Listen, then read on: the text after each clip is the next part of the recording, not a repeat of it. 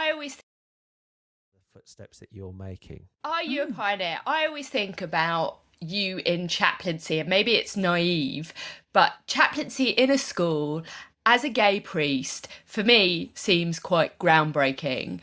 And maybe that's our perception from the outside. And then I think about the change, having known you now 8, 9 years. It's been a huge change for you to go from that quite radical role to parish priest. That reflection as well of leading a congregation that you don't necessarily see yourself reflected in the same way, I think is also pioneering. And I think that's what lies behind Leo's question is, do you ground, or are you just following your vocation and it seems like the next step? I mean, one of the things that I get frustrated by with in church parish context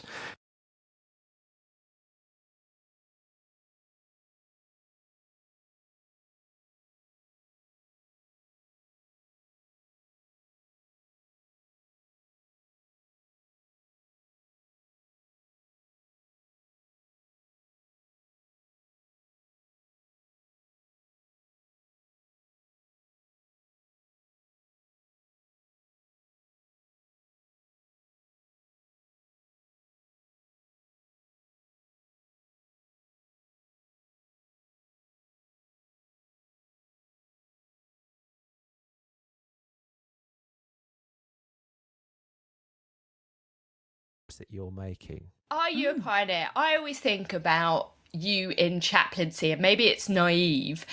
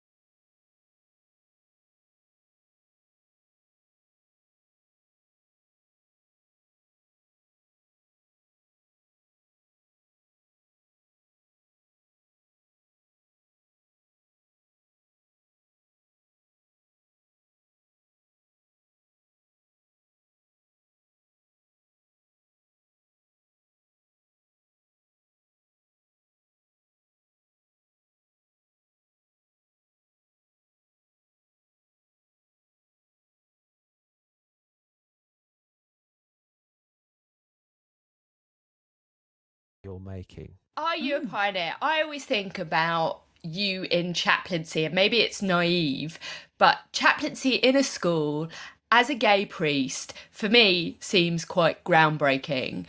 And maybe that's our perception from the outside. And then I think about the change, having known you now 8-9 years.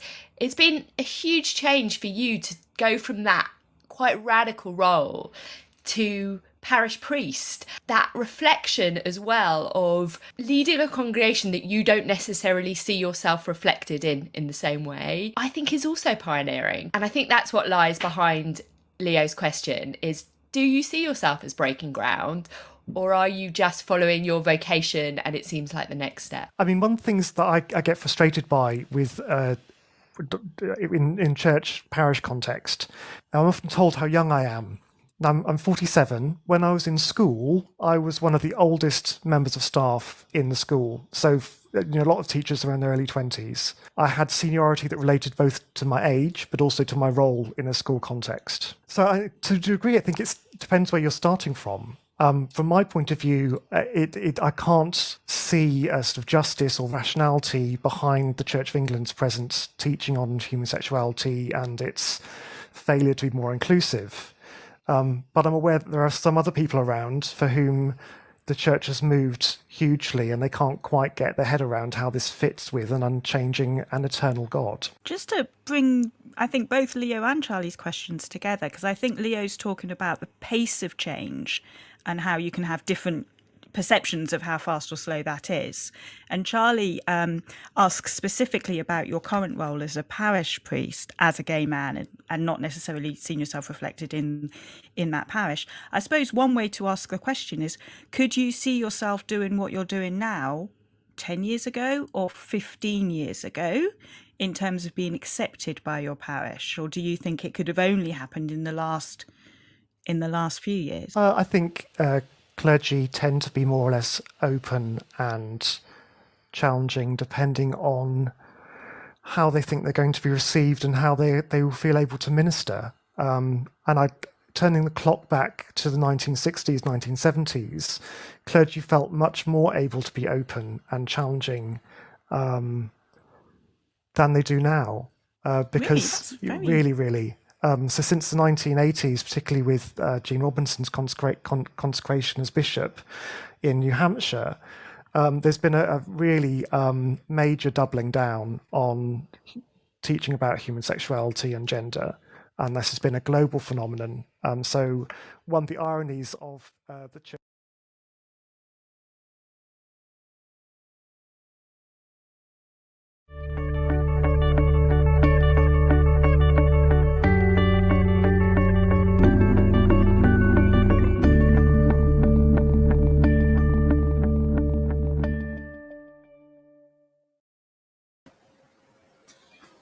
Welcome, everyone, to Liberal Judaism Biennial Breaking Down Walls 2021.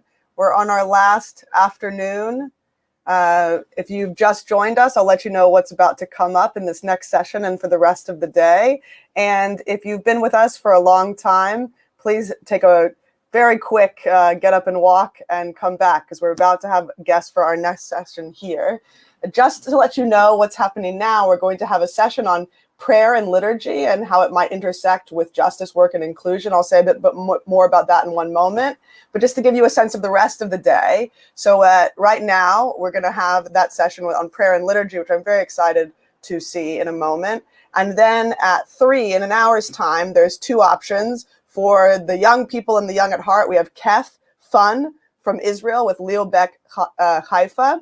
And we have at the same time at 3, Stephen Bush, from the Board of Deputies, on his report on racial inclusivity in the Jewish community. He's going to speak about that report with Tamara Joseph, chair of Finchley Progressive, and Rabbi Charley Baginskydiscussing, chief exec of Liberal Judaism. And then we only have 2 more sessions after that, our inclusion and action session, where in a Dragon's Den style manner, 3 judges, Sarah Alston, Kate Morose, and Owen Power, my co-chair of Biennial, are going to judge the pitches of 4 inclusion projects from 4 liberal Jewish communities who are going to present on what they would like to win money from from Liberal Judaism to enact as inclusion projects in their community. And finally, do not miss our closing session will be 4:45, Breaking Down Walls, a take-home, where there's going to be, I'll be reappearing as well as quite a few other people talking about the weekend, launching some projects, doing some takeaways, doing some celebration. It should be a lovely end to the whole shebang. And we'll have you out and hopefully having dinner by 6. So please stay with us for the next few hours. Just very quickly, what is happening now is a liberal Jewish liturgy, Breaking Down Walls. Professor Dalia Marx, Rabbi Lea Muehlstein, and Rabbi Elli Tikvah Sarah, who co-edited our new Liberal Jewish Siddur, and Rabbi Mark Solomon, who was also on that team and is a liberal rabbi in Britain, are going to be speaking about liberal Jewish liturgy. I'll hand it over to them. Thank you, Leah, for the lovely introduction. I'm just going to take a moment to welcome you all. Good afternoon. It's wonderful that you're here for this conversation with us. We hope that this will be a conversation. Each of our speakers will speak for a short while, but then we do hope to engage in dialogue with you. So if you do have questions about our topic, then please post those questions in the chat so that we can pick them up later in our discussion part.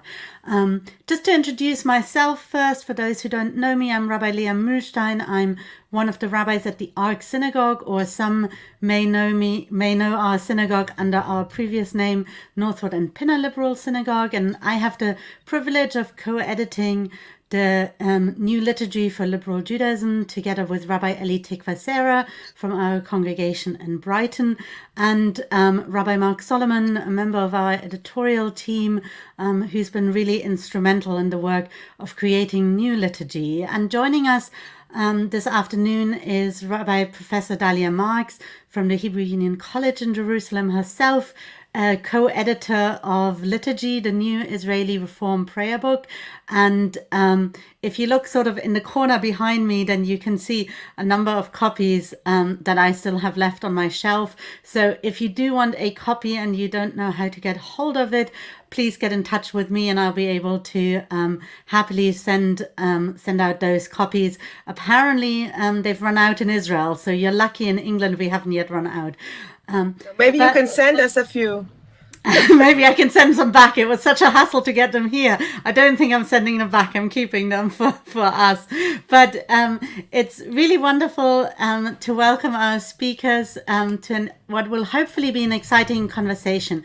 We're going to start by mostly focusing on feminine God language and why we feel that this is an important aspect of inclusion work and justice work, or maybe why we don't necessarily think that. Hopefully we'll have a little bit of a debate about the topic as well. But I'm going to first turn to Dalia, who will give us a little bit of a background on the topic from an academic perspective. She's a professor of liturgy, as well as a co-editor of Liturgy, to provide us a little bit of an overview of the use of feminine God language in progressive Siddurim. So over to you, Dalia. Thank you very much, Leah. Very happy to be with you today. I don't know if all of you know, but today is a Memorial Day in Israel because of the tragedy that happened in Meron last week, last Thursday night. And well, that brings to mind all kinds of questions of inclusion, but that's a different kind of discussion.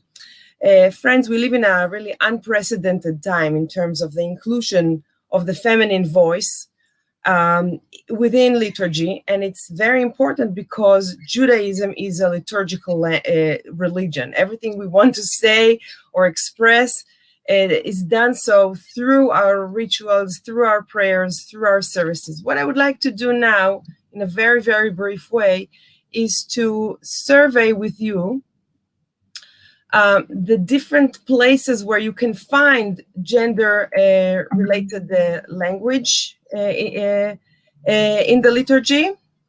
Here, let me enlarge it. Okay. Do you see that?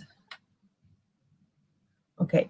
So gender and liberal or progressive liturgy, I think I can talk about 6 different layers or levels or aspects The first is the inclusive language referring to the worshippers, to the people, to the prayers. The second thing is the addition or the inclusion of female characters in our liturgy. I will demonstrate it very briefly in a second, each one of these items. Number 3 is what I would call multivocality. Number 4 is new rituals and new ritual opportunities. Number 5 is what we will focus today on, God language, and that will be the center of our discussion. I just want to lay out the map, as it were. And number 6 is new horizons when it comes to gender and liturgy. So the examples that I would like to show you are, most of them are taken from Tfilat Adam, the prayer that makes us human. This is how I like to translate the title. This is the new Israeli Reform Siddur that Rabbi Lea just showed you. So number 1, the inclusive language referring to worshippers. Obviously, this is more operative in Hebrew because Hebrew is highly gendered language. You can't basically say anything without referring to gender. So here I brought you a citation from Alenu Leshabeach, of course, a prayer that requires all kinds of a lot of other issues. That there are a lot of other issues that are included in this debate, but you can see the highlighted text, ואנחנו קוראים ומשתחווים ומודים, but also ואנחנו קוראות ומשתחוות ומודות. Therefore, we bend in male form and in female form our knees and bow in thanksgiving. So that's about the inclusive language referring to worshippers. Number 2 is the addition of female characters. Today, it seems so obvious that we add the names of the mothers next to the names of the fathers, the foremothers, and next to the male ancestors. But it wasn't like this until not so long ago. I remember in the late 80s, a very young and hip rabbi said to me in America, why do you need to include the mothers? If you talk about the fathers, it includes the mothers. I think today you wouldn't imagine a reform prayer book or a liberal prayer book that does not include the matriarchs. So this is one example. The second example is the invitation on Sukkot of the Ushpizin and Ushpizot, the divine guests. So it's not just the traditional male 7 male guests, but also 7 female guests. And I think this is also opens a whole window of creativity, because the 7 male guests are traditional, you find them in most traditional Siddurim. But who should be the 7 female guests that we invite to our Sukkah? Here I brought you what we decided to do in our Siddur, but of course you can think of other lists of women to invite. So this is number 2. Number 3 is multivocality. When I talk about multivocality, I refer to the fact that most of our prayers, most of our known prayers, were composed by men, redacted by men, transmitted by men, printed by men, used by men, and it was important for us to include all kinds of voices within the liturgy. So here you have in front of you the example from Marcia Falk, who's really one of the founding mothers of the gendered language in the prayer book. From her book, The Book of Blessings. This is the revised edition from 2017, but it's actually more than 20 years ago. And here you can see that she is proposing her own proposal for Alenu Leshabech, and we did our best to include many female voices from the East and from the West, all the new into the liturgy to make it more inclusive. So that's multivocality. Number 4 is new rituals and new ritual opportunities. So when I talk about that, of course, I mean not just bar mitzvah, but bat mitzvah, but that requires of us to think, what does it mean to have a bat mitzvah, right? Is it the same as bar mitzvah, but just with a pink talit, or is it completely something completely new? But then also new ritual opportunities, for marking and celebrating life, central life moments in women's life. So, for example, I just brought you a text from our book, Parashat HaMayim. That's a ritual that a young woman, I don't know, a girl, I think it's a girl, 13, it's too young to be a young woman, but anyway, who just got her first menstruation, and this is a immersion a ritual for her and for the mother figures in her family. So that's one opportunity that we have here. There are many examples, just a quick survey here. And of course, what we want to concentrate today, that's what we call God language. That's the most controversial aspect, at least where I come from in this country, in Israel. We keep saying that God does not have a body and does not have a shape, and is not neither male or female or both. Maybe God is all genders, and yet when we talk about God, traditionally we talk about a father, we talk about a king, we talk about a shepherd, a judge, etc. What about increasing or making the God language more inclusive, knowing that there really is no adequate way to talk about God? So just to give you one example of many, in our Siddur we included Modeh Ani.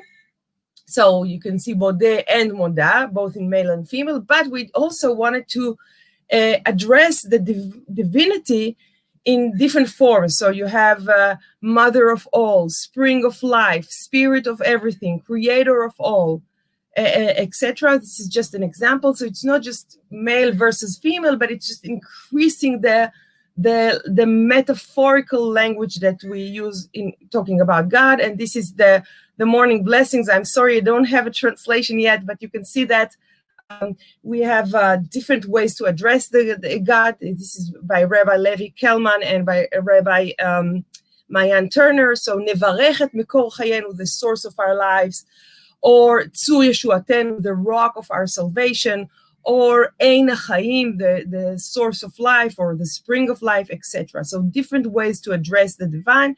As you can see, this is in the blue font that we use in our Siddur for new and alternative text, and God knows what will happen in the subsequent editions. Will it become part of the canon and it will be printed in the normal, as it were, font as part of the main liturgy, or it will remain something that is aside the general liturgy? I want to remind you that in Israel, at least, we operate in a much more traditional and conservative low-case society. But we really wanted to include that. So that's what I wanted to share with you. And I will conclude by saying that when we talk about God language, we basically talk about three things, I think, that operate differently in different societies or contexts. One of them is you try to be gender neutral. That is to say, neither male nor female, to try to speak in a general language. The second is to be gender balanced. So if you have male attribution of God, you want to include also female attributions of God. And the third is gender inclusive. Try to see how you can use a language that is not just a binary kind of way of talking about God, but something that is more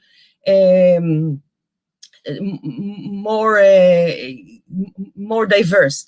So I think in the United States, at least, the just way or the appropriate way is to try to be gender neutral. This is not possible in Hebrew. That's why we try to be gender balanced or gender inclusive. But of course, there are different ways of addressing it.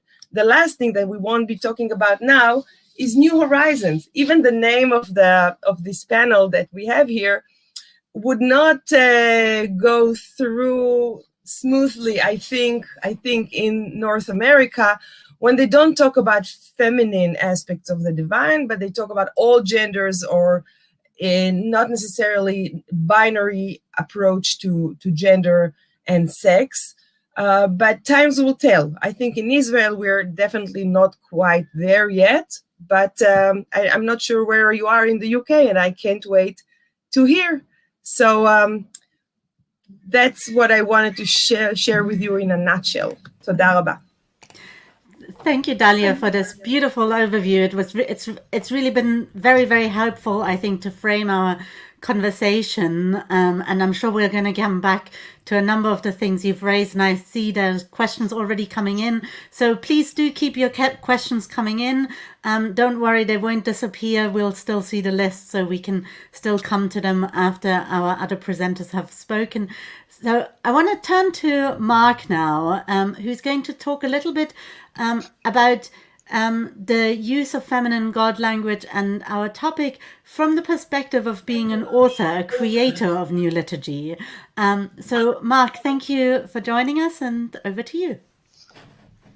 Thank you, Lea, and thank you, Dalia, for a marvelous presentation. Really exciting and lovely to hear what's happening in Israel.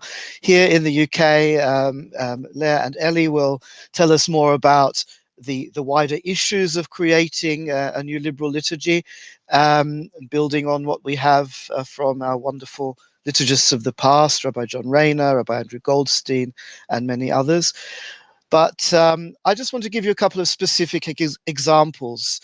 Those who have been following Liberal Judaism for the last 3 or 4 years will remember the introduction of our experimental draft Shabbat morning service with wonderful new prayers. And we've now been working on the Friday evening service. And I want to share with you 3 examples of particular prayers, blessings that I've been working on and have trialed both amongst my fellow rabbis and in my own congregations, Edinburgh, Leicester, and Manchester at the moment, online, of course, and highlight a few of the issues. So I'm going to try to share my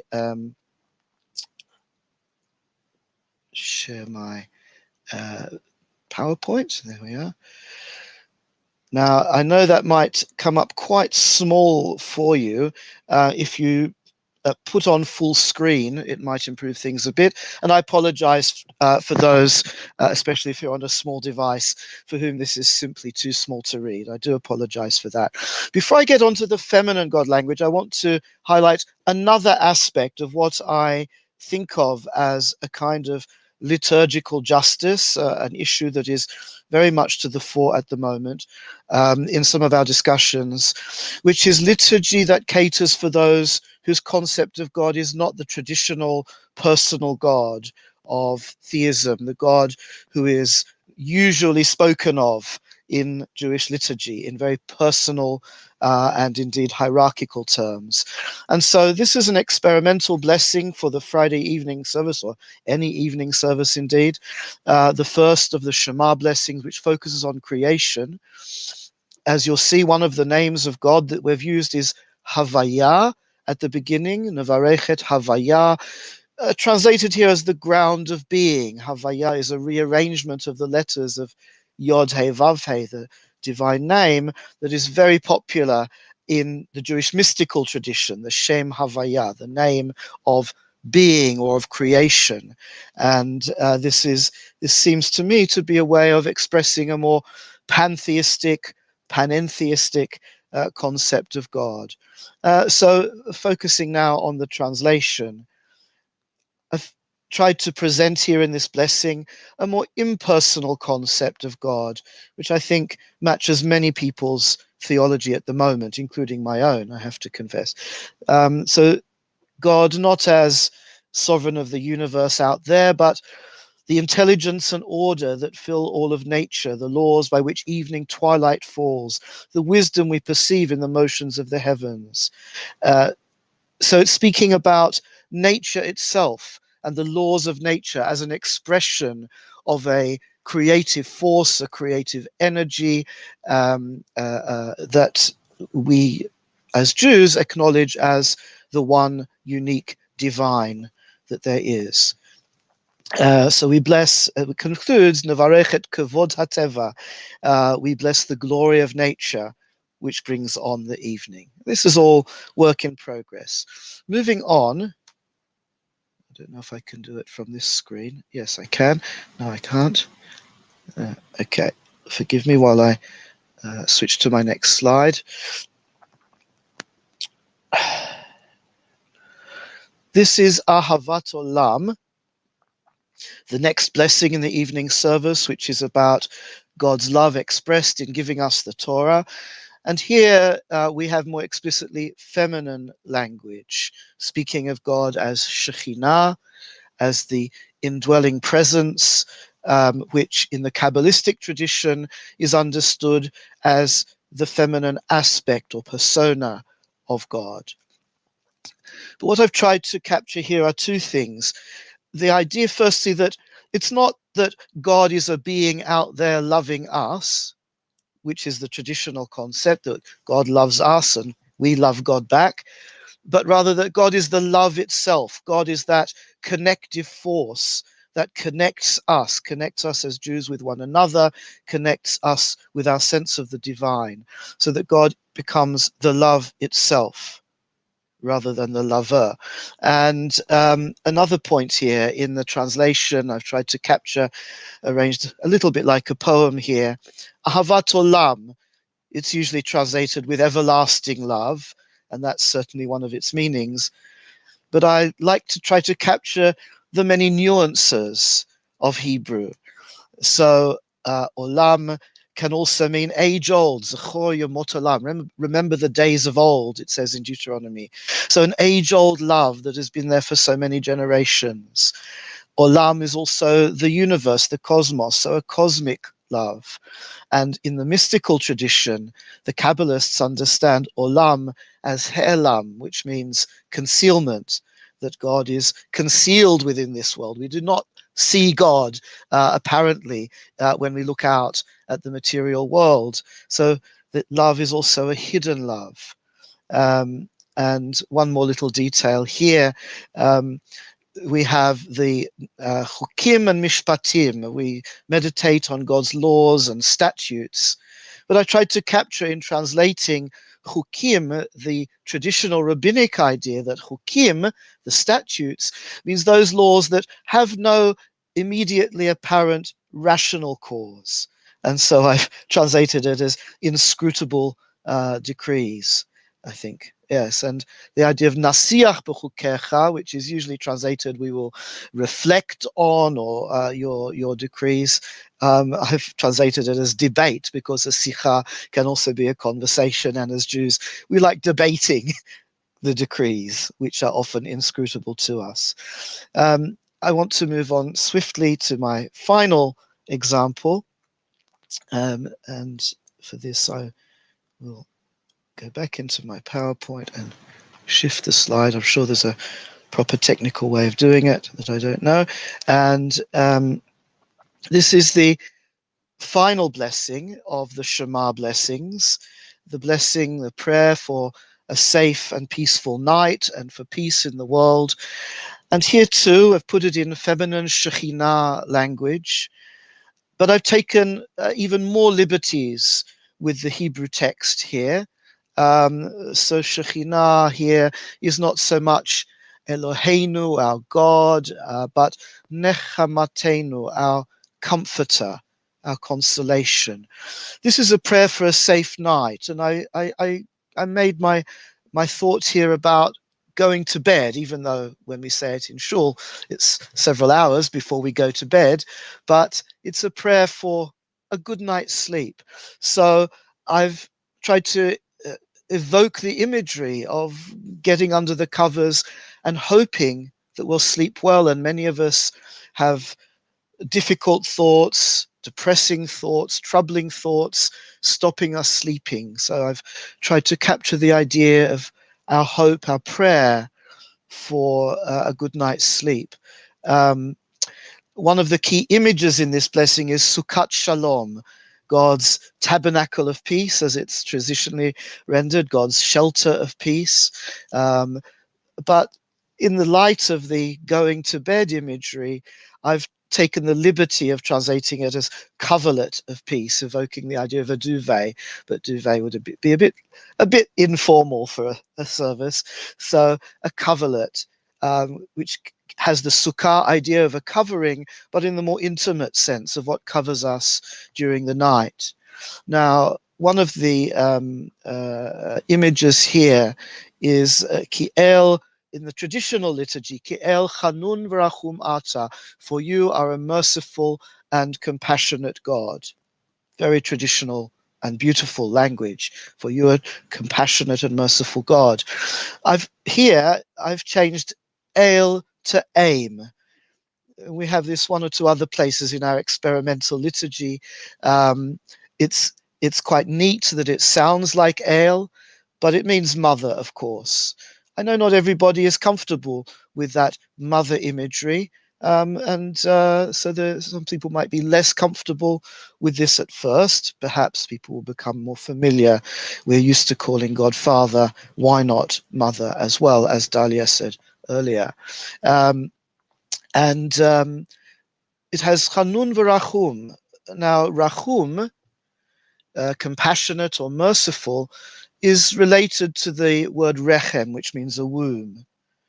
Compassion is related in that way semantically to the feeling of a mother for the child of her womb.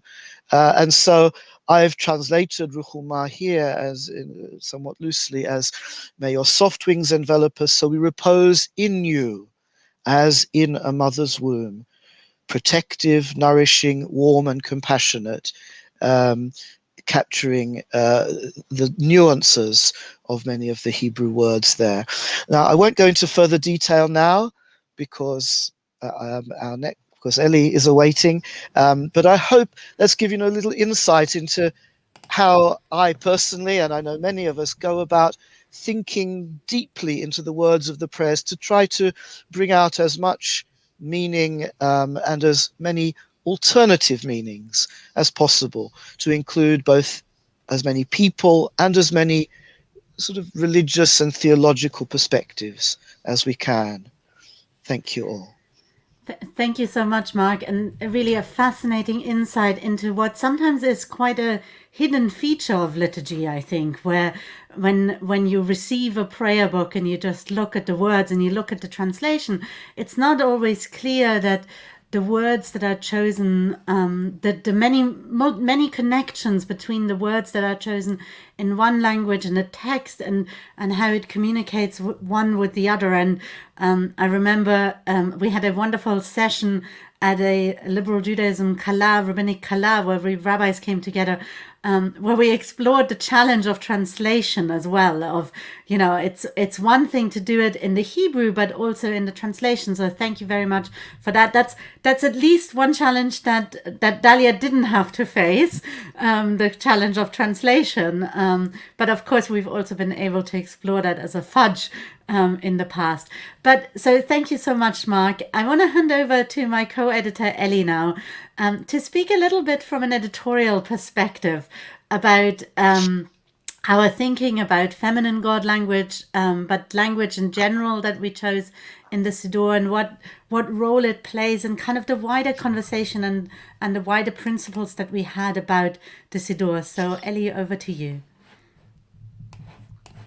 Say huge thank you to Dalia for that wonderful overview, which was so fantastic, and then this marvelous, very particular presentation, giving us a real sense of what we're talking about when we're doing something new with liturgy.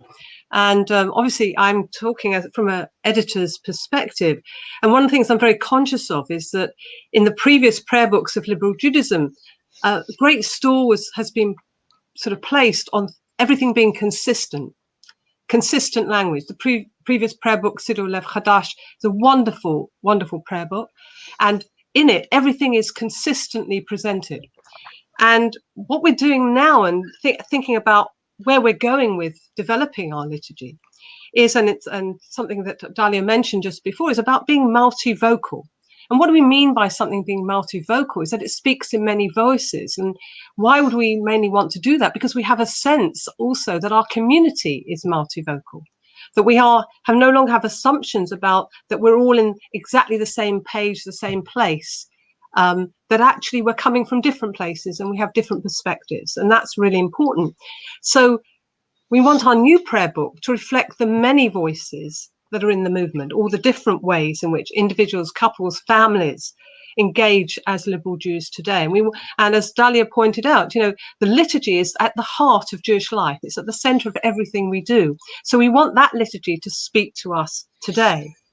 And in terms of, I just want us to return us to that initial draft, which is the only one so far that everybody has seen and has been sent to all the synagogues, the draft Shabbat morning service, that this multivocalness has been expressed in a variety of ways. So first of all, that when you open a double page of the Siddur, you see, apart from the prayer itself and its transliteration and its the Hebrew and English, obviously, is that there are also additional poems and readings on the page which reflect on the same theme but with very different voices.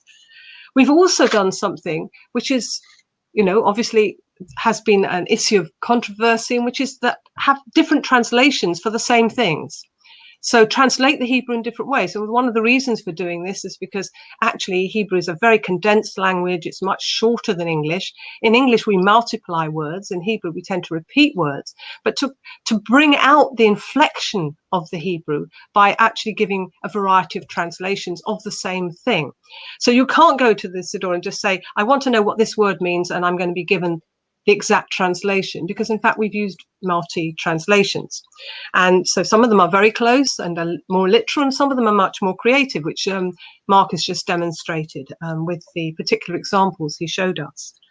And then of course there's the inclusion of both feminine and masculine Hebrew, and as Dalia pointed out, Hebrew is a gendered language. Now I noticed that there's a question about, there is a project for trying to create kind of non-binary gendered Hebrew, and that's a very important project. I don't know, that might be the next prayer book after this one. I'm not sure whether we're going to be able to do that. It'd be wonderful if there was a way in which we could incorporate some non-gendered Hebrew. But we are dealing with a gendered language, and when we are dealing with a gendered language, however familiar this masculine Hebrew is to us, and however much it might be, well, that's just how it says, I know what that means, that's familiar on my tongue. The fact is that's male gendered language. So we're wanting to be multivocal. So in the spirit of being multivocal, we've introduced feminine language, and Mark has shown you some examples of that. Now, what's interesting also about, if we reflect on the journey of the liturgy, in the past, changes regarding, for example, God language and the language of the liturgy have tended to be sequential. So we had prayer book that was all about these and thous, and then became using yous, a more sort of modern kind of referencing. We've gone from gendered translations like King and Lord to, in Siddur Lev Chadash, non-gendered translations, Sovereign and Eternal One.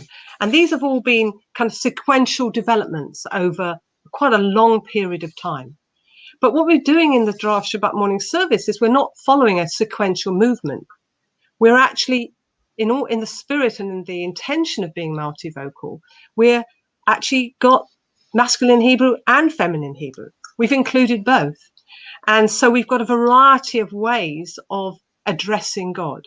And actually this way is not only because we want to reflect the multivocal nature of the community, the fact that we span so many different voices within our community, but we also want to acknowledge, and Dalia mentioned this, it's a terribly important point, that of course we know that God is utterly beyond. The Kabbalists refer to God as Ein Sof, beyond the end. We cannot actually capture God in our limited human language or in our limited human brains. We can't do it. And there are so many wonderful, beautiful indications of that. We only have to go back to the Torah, to Exodus chapter 3 in the first parasha Shemot, to verse 14, where Moses is desperate to say, well, if I'm going to go back to Egypt, who am I going to say sent me? And gets this totally elusive reply. Well, tell them that Eher Asher Eher has sent you. And we can't even say that. It's beyond, to say is so non-consonantal. We can barely say it. If we translate it, it's either I am that I am, or I will be what I will be. But it is beyond, and it's the Torah getting to the edge of language to express this utterly beyondness. And of course, that is the first person future of the verb to be, and our Yud He Vav He is an ancient form of that same verb. So in fact, when previous prayer book uses the word eternal for Yud He Vav He, actually that's the closest one gets to the actual kind of sense of the meaning of that word. So what we're trying to do is with this, in this introduction of feminine God language, and is not only to be multivocal to reflect the community, but actually to make it much more possible for us to acknowledge that God is beyond all these various linguistic ways in which we might address God. And within that, I just wanted to refer to a couple of examples, one of which Mark has given, and it's a very important one. So I'm going to start with that second one of referring to God, Nivarech et ein hachayim, let us bless the source of life, as understanding that for some of us, the understanding we have of the eternal, what is utterly beyond, is not personal. It's an acknowledgement of something that is a force in the universe. For others, it will be personal. And so the sort of, we've got one page with a very personal way of addressing God. Brucha at Shekhinah makor hayenu. Blessed are you, divine present source of our lives. A very immediate sense, which is in the feminine, but a very immediate sense of God's divine presence, the presence with us. And then we have a nivarech, this ein hachayim, this notion of the beyond, the let us bless the source of life that is not capturable, that's not near us. And by addressing God in this way, we are, in a sense, acknowledging the issue. We're acknowledging that we're dealing with something that, in a sense, at this moment of prayer, more than at any other time, maybe, we can actually not only be in a position where, I need to pray, I'm going to speak to God today, but actually acknowledge that when we're doing that, God isn't something we can capture. And so that's what the liturgy is trying to do. And I just want to add something else, as I've just retired 32 years in the rabbinate and 20 years at Brighton Hove Progressive Synagogue. And one of my things that have really influenced me in how I approach liturgy is just working with people. And it's really interesting with our young people, the way we teach them is we don't actually introduce them to really learning to read Hebrew until a year before their bar, bat, or b mitzvah, non-gendered bar mitzvah. So what's interesting is that when they're learning to read Hebrew, and we've been using for 3 years this draft service, the feminine Hebrew and the masculine Hebrew are equally, challenging. They're learning both of them at the same time. And so for them, there is no additional challenge of learning feminine Hebrew. They're absolutely identical. When they're leading their services, they're doing both prayers as if both of them are things that they've really had to sort of get under their belt and sort of find a way of being able to, I'm leading the service, I've got to be able to do this. And so this really is an issue around familiarity, is how do we get to a point that the older, the more masculine language that we're so familiar with, that we can actually get to a point where the feminine language becomes more familiar. And there's no way we can avoid it. The fact is, the only way it's going to become familiar is if we use it. So that's the challenge for all of us, is to use all this language to find a way of engaging with it, so that it becomes our language. And in becoming our language, it actually then is this multivocal. We are actually then embracing everyone. And hopefully in time, yes, we'll take on non-gendered Hebrew language, non-binary gendered Hebrew language as well. Thank you.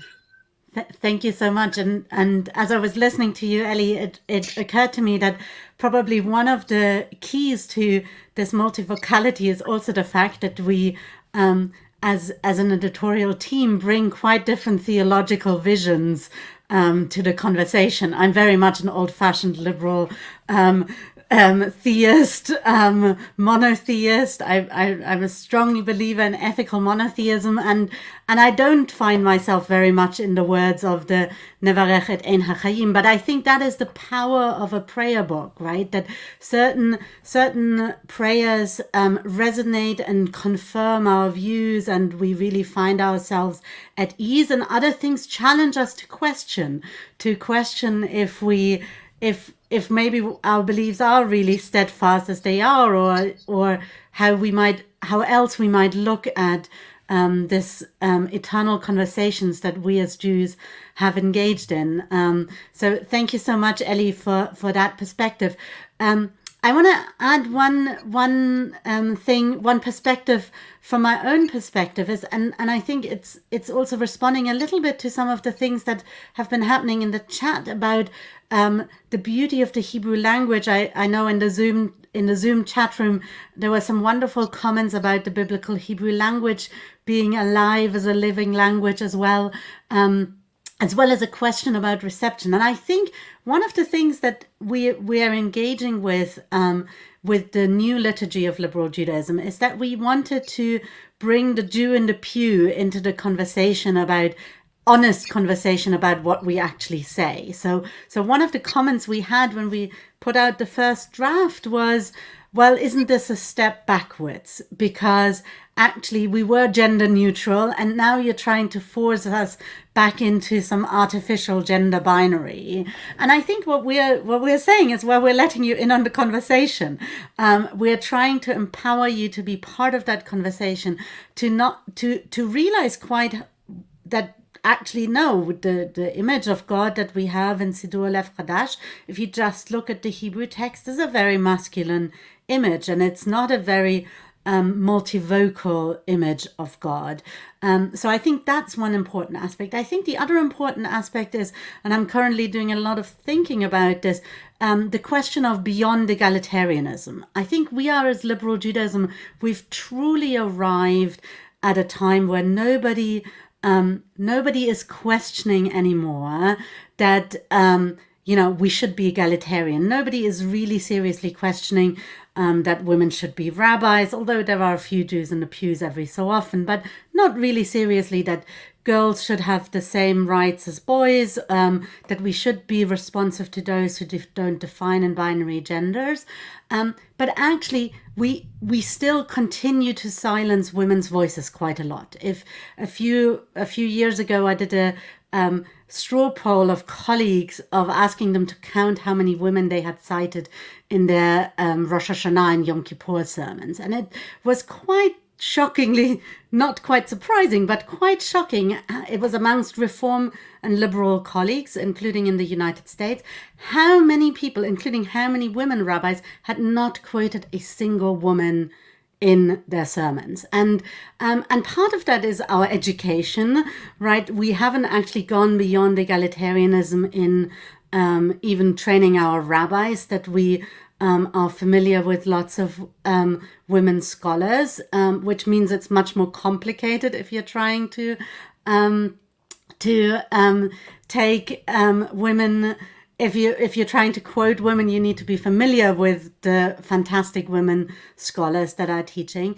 But a lot of it is also that we all got so accustomed to women's absence, and we don't notice women's absence. And I think for me, this is one of the reasons why it's so important in the prayer book, because there is simply no other text that the regular shul-going committed Jew picks up more often the same words over and over again than the prayer book. It doesn't even happen for Torah, right? Torah we read in a cycle. Liturgy, we read the same text, or more or less the same text, every time we come to pray. And if we don't find women and we don't recognize women there, it's much easier to become accustomed to not looking out, to not realizing the absence. And I think it is the challenge for us as liberal Jews today. I want us to look a little bit at some of the now I'm going to read big, and I'm just about to come back to the other conversation. Don't worry. People know what I look like, I think, even if I'm a little bit smaller on the screen. But I want to talk a little bit about pick up a question by Sarah Newman, which was posed in the chat on Zoom.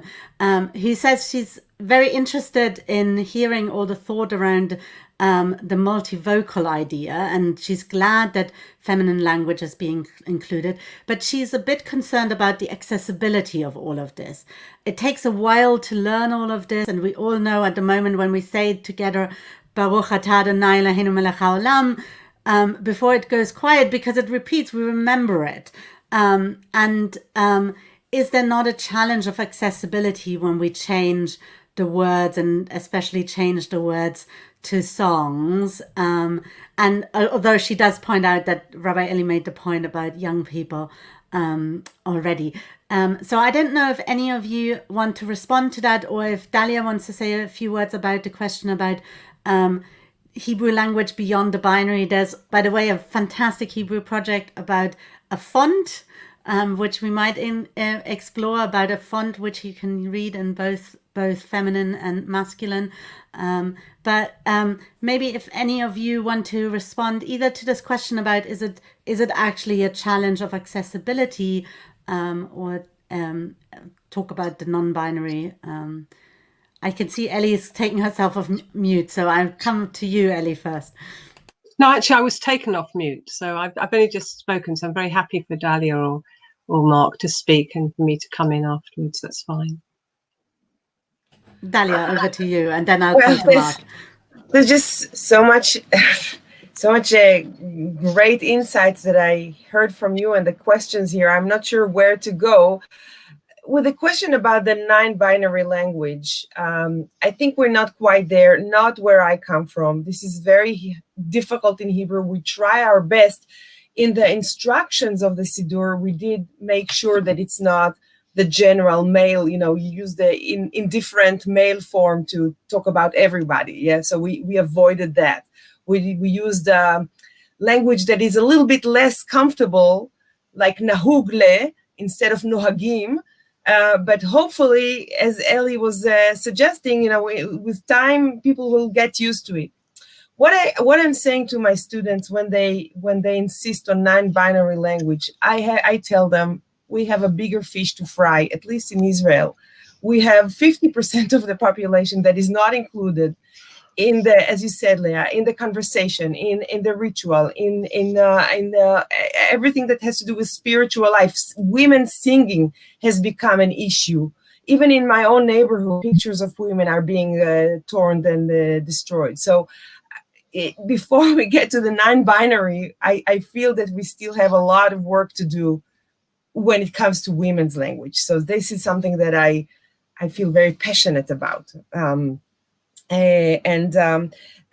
what Andrew said, the Hebrew in that sense is the means, but it's also the goal. So we are really working in the language.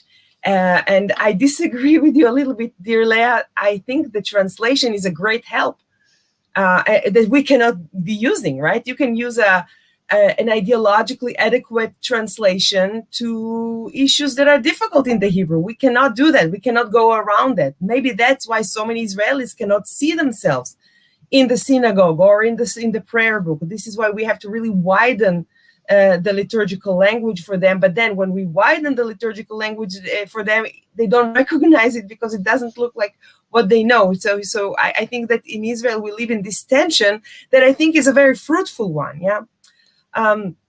So much more to say, but I want to give room to my colleagues here. I just want to put in the chat the website, the part in my website where I talk about gender and liturgy. A lot of it is in Hebrew, but quite a bit about it is in English. So you're more than welcome to join us. And the Siddur will be hopefully translated to other languages. Now we're working on Hebrew English version for Shabbat that I hope will be a resource for you, or you have your own Siddur, but maybe it will be a resource for you.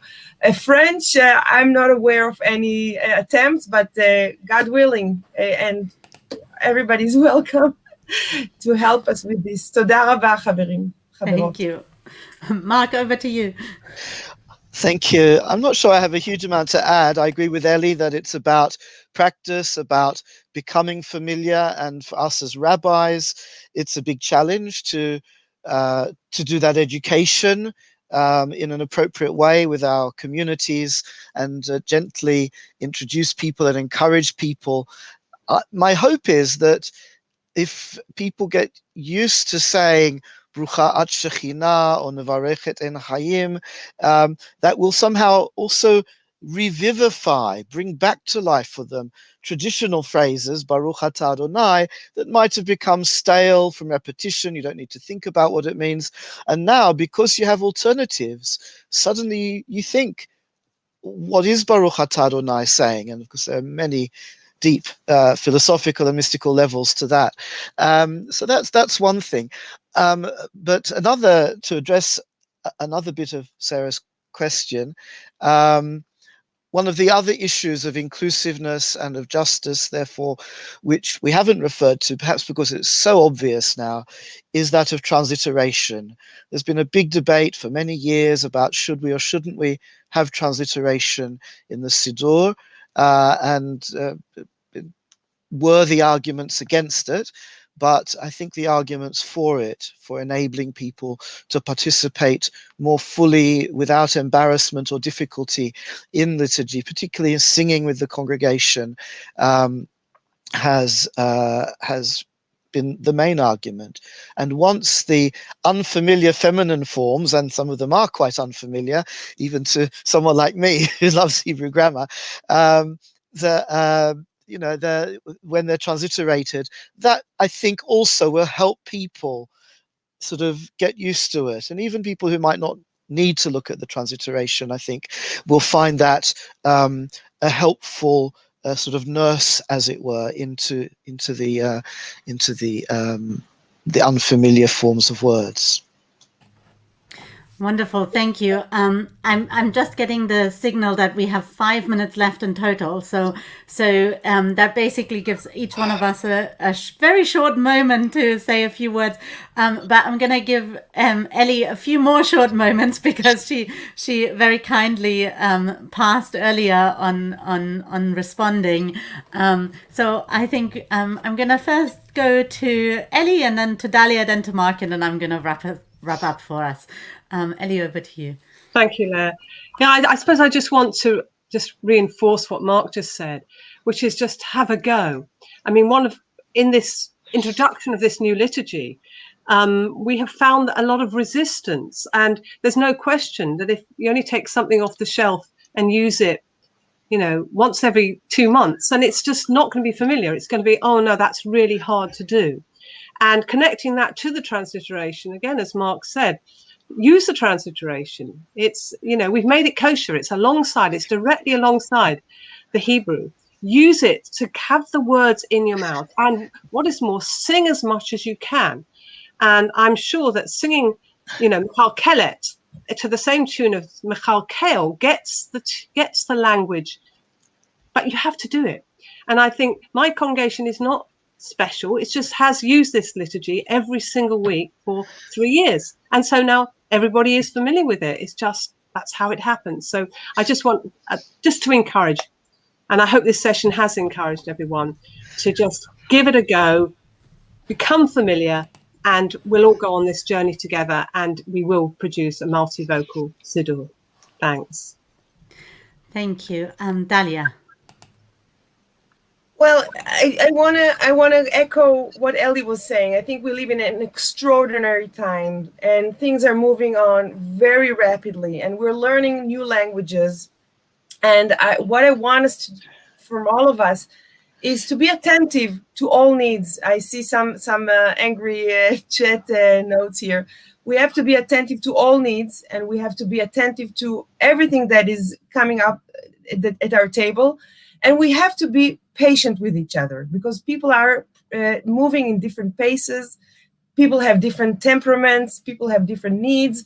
And we have to, in order to include everybody, we have to listen to everybody, and we have to do it with loving heart. Yes, that's what I think we have to do. And try not to be judgmental, but in a conversation with each other. And yes, we are really in an incredible time in that sense. Things that we're talking about today, we wouldn't even imagine. I'm not talking about 100 years ago, and I'm not talking about 10 years ago. I'm talking about 3 years ago. So this is really exciting, and let us cherish this moment.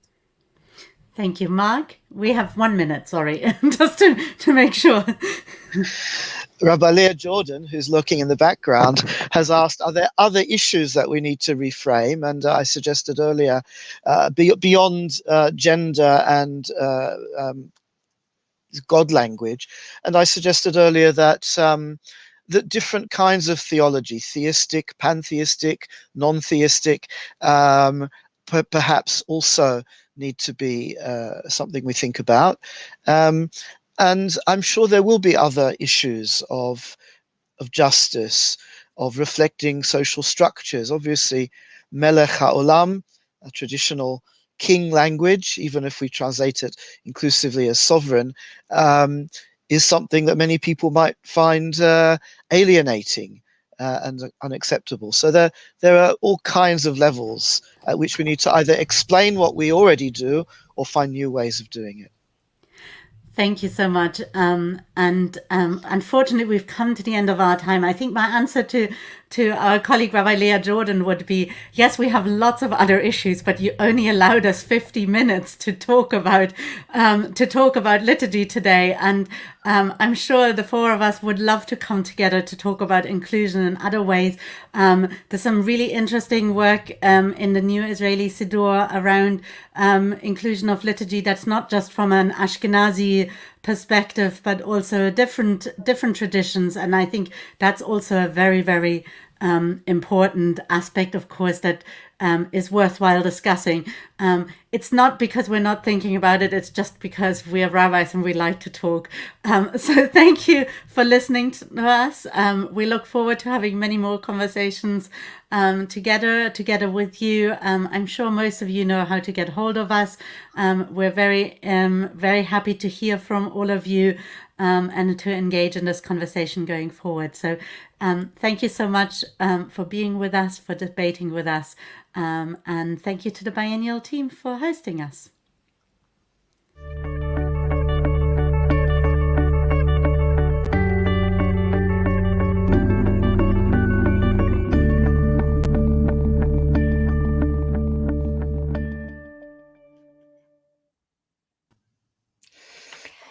Good afternoon, everybody. What an amazing session. And like so many of our sessions, I feel like we need to have another biennial straight after this so that we can have the next conversation that seems to come out of them. Have you been enjoying the biennial, Rebecca? It's been great, and thank you for inviting me backstage briefly to say hi to everyone, Rabbi Charley. Yeah, it's been really good. It's been fascinating, intellectually stimulating, challenging. I'm sure we'll have some things to follow up on our next podcast episode as well. But yeah, I've been popping in and out because, as you know, I've been otherwise engaged part of the weekend. But yeah, it's been great. Really interesting. Part of the reason for bringing you on, Rebecca, is to introduce people who may not have seen your face and have only heard your voice on the podcast Do You Know What? Alongside the person we don't often see his face but know of his work, the great Leo Muehlstein. Yeah, but he's always skulking around behind the scenes, isn't he? He absolutely is. So thank you so much. And we're now going to go into our next session, one that we're really, really glad to be able to introduce. And we're really delighted that both, of course, Tamara Joseph, the chair of Finchley Progressive Synagogue, is with us, but also that Stephen Bush is with us today. And so over to you, Tamara, to introduce our next session. Well, hello, everybody. As Charley just said, I'm Tamara Joseph. I'm the chair of Finchley Progressive Synagogue and also of FPS's Anti-Racism and Racial Justice Committee. And I'm absolutely delighted that we're able to welcome Stephen Bush here today. He's the political editor of The New Statesman, and he's the chair of the Board of Deputies Commission on Racial Inclusivity in the Jewish Community, whose long-awaited report was just published 10 days ago. So we're so lucky to have you with us right now, Stephen. Before we get going, I wanted to address a question which I imagine may be in the back of the minds of some of our audience members, which is, what am I doing here as a white woman having this conversation with Stephen? So I wanted to let you know that I'm here at the invitation of Liberal Judaism's Action Group on Black Jews and Jews of Colour Inclusivity in Liberal Judaism. The Action Group were really strongly of the view that this can't just be a conversation between Jews of colour, and it's for those of us who have positions of leadership in our communities now to really grapple with this report, understand its implications, and make sure that we implement the recommendations as quickly as possible. There are 119 recommendations in this report, and they set out a really clear programme of practical action that we can take to improve the situation of Jews of colour in our communities now. And I really hope that this session is going to help us to start on that process. So I want to try and maintain a focus on practical questions and some of the challenges of implementation. And that's also why Charley's been invited to join us here today, so that we can use this discussion also to hold ourselves to account as a movement, as Liberal Judaism, and make sure that we are holding that space as leaders, both in our synagogues and Liberal Judaism as well. So first of all, Stephen, welcome to Biennial. We're so lucky to have you with us to talk to us with the report literally hot off the press. Congratulations on the completion of this huge and daunting undertaking.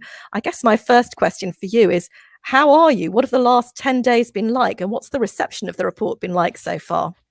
Well, thank you very much for having me. It's been very strange in a way, partly because for about the last month before, I sort of entered this period of not being able to talk about it.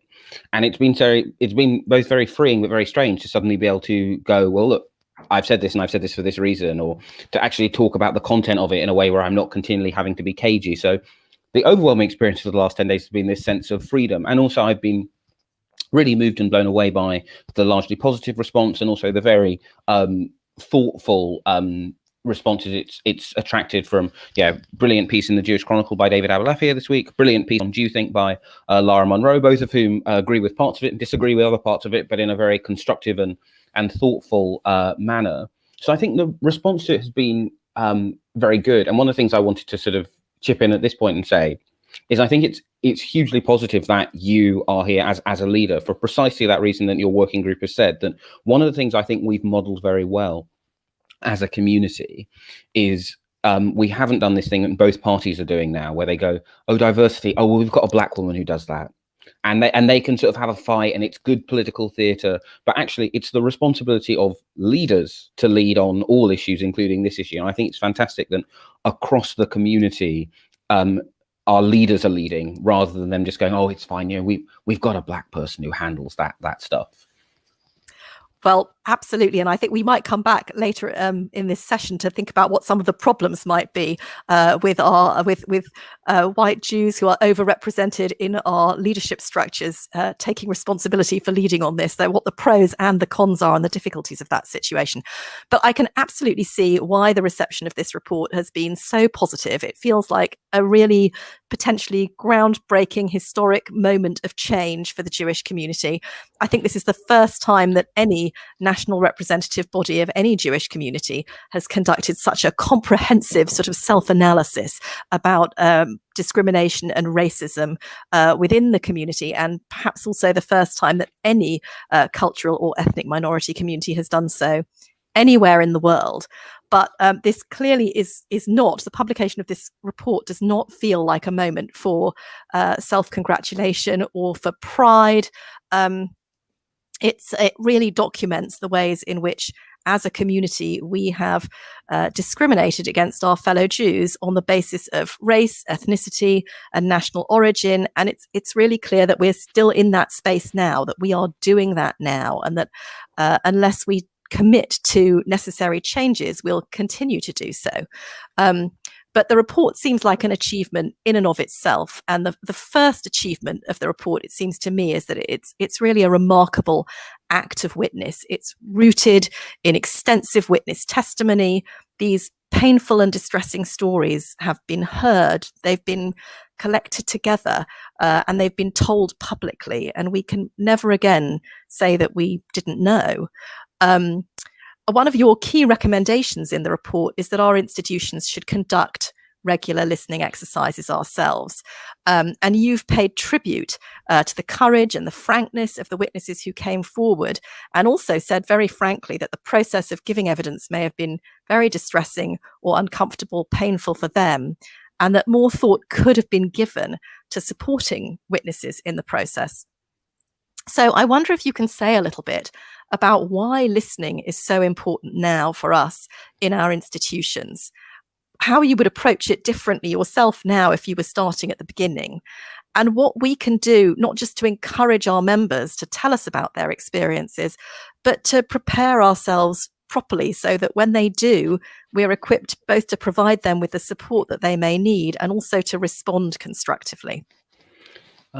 That's a really good question. I think, so to me, I think the listening exercises are, there are 114 recommendations, they're all good, but to me, the closest to my heart are these recommendations that organizations have regular listening exercises, because firstly, I hope that the report itself demonstrates, and if you don't go out and seek witness testimony and you don't go out and seek complaints, then no organization can improve solely from sort of proactive leadership, or indeed solely from what it hears in terms of people who just come in and proactively complain, right? We see this with the New Statesman as a magazine. The reader feedback we get spontaneously from people emailing saying, I loved this article, I hated this article, you know, give Stephen Bush a bath made of gold, sack Stephen Bush, is very different to the much more considered, but sometimes stuff which shows that we really have got something wrong as a magazine, than the stuff we get when we proactively survey our readers. And I think one of the things that this exercise showed me is that there was stuff which only came out through the process of having this listening exercise and to listening to people. But as you say, one of the things I acknowledge in the report is, I think, I was about to do this very weasel word of going we, and I mean I, and that in of itself is the way I need to model better accountabilities.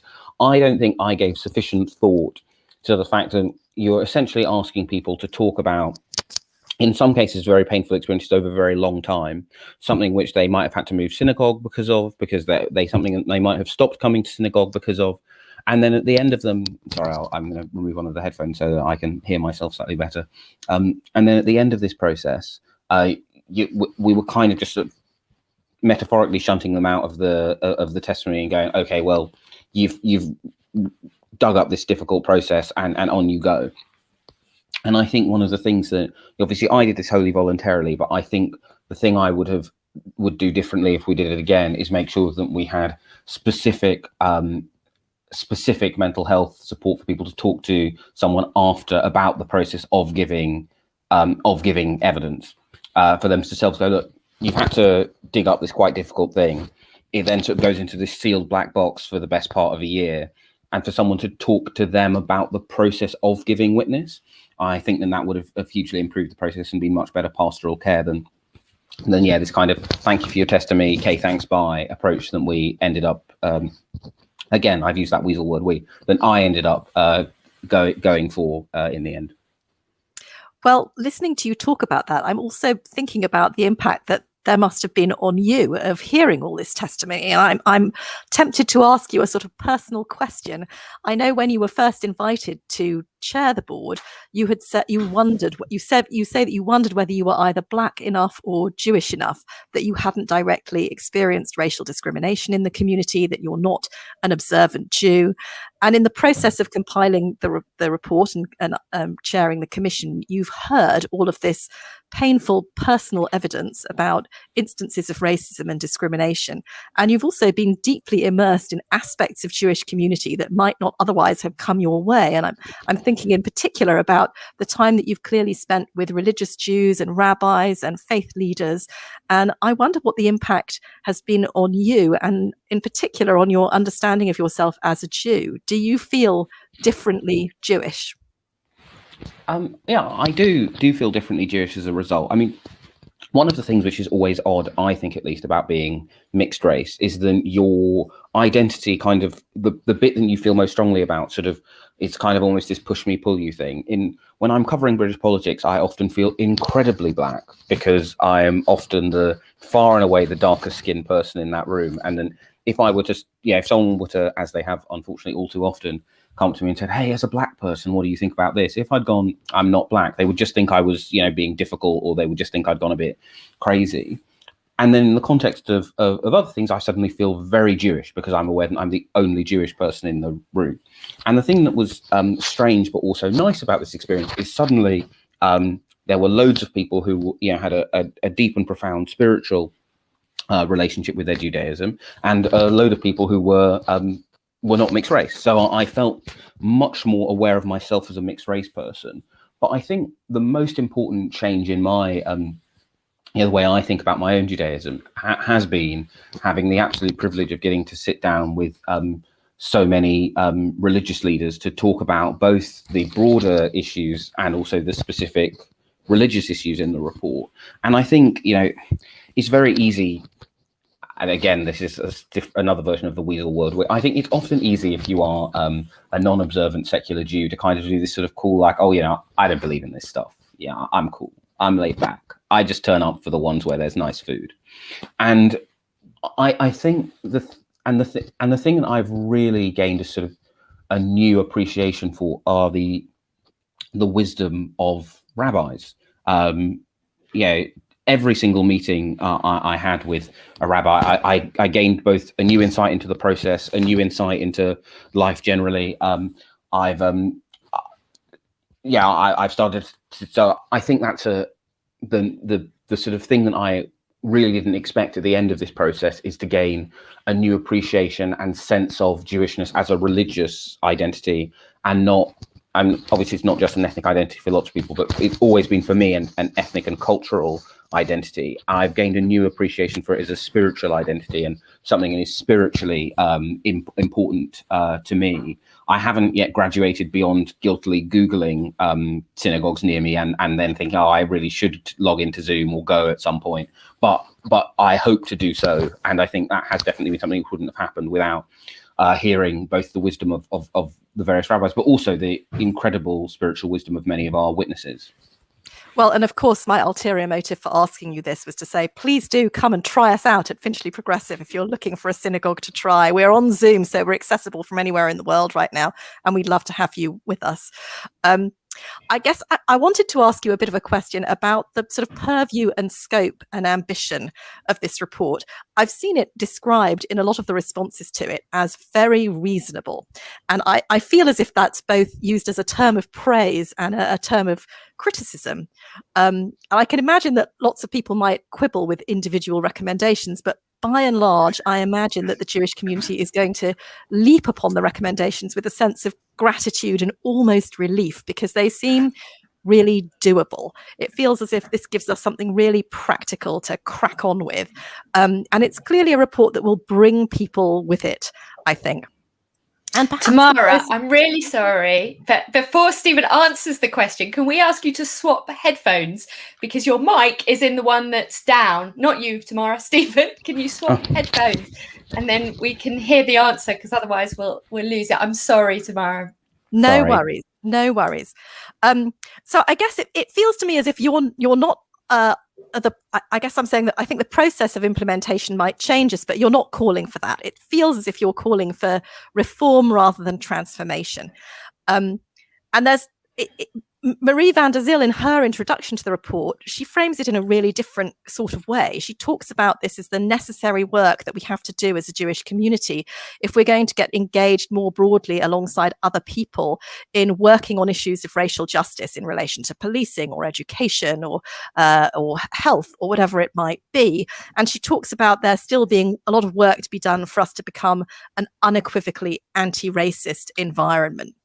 So you've made some specific recommendations in relation to youth movements and education settings and advocacy about embracing anti-racism as a commitment, but you've not, as I see it, made a moral case that as part of our core Jewish values, all of our institutions need to be committed not just to anti-racism, but to the pursuit of racial justice.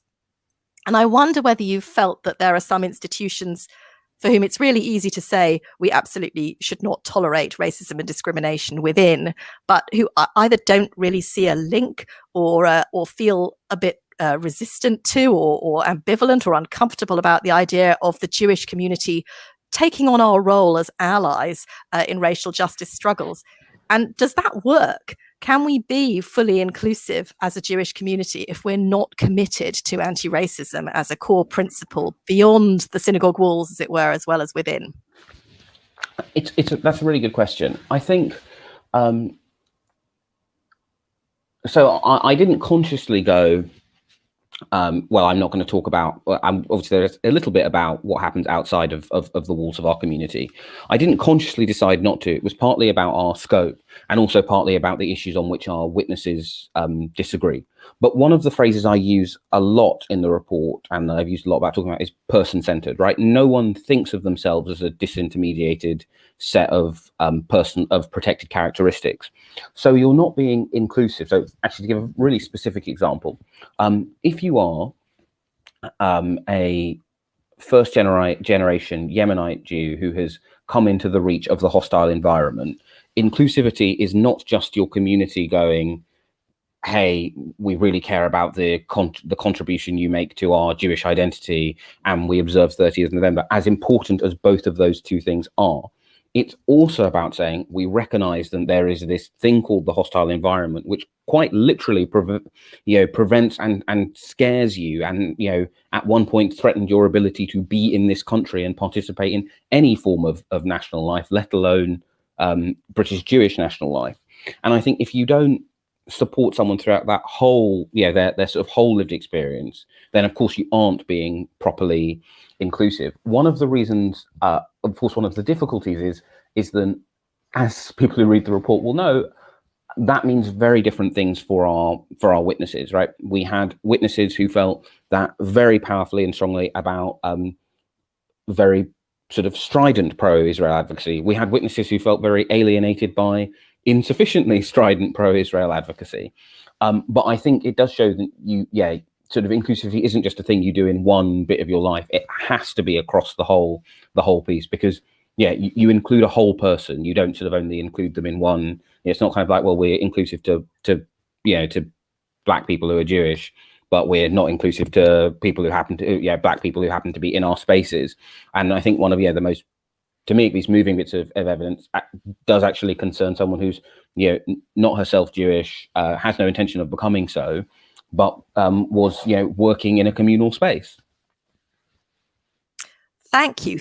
That's a really helpful answer, I think. And obviously, I feel it wouldn't be fair if I didn't also address this to you, Charley, and to Liberal Judaism, and to ask you, is it possible for us to be welcoming, inclusive, and non-discriminatory without having a commitment to being actively anti-racist beyond the Jewish community as well as within it?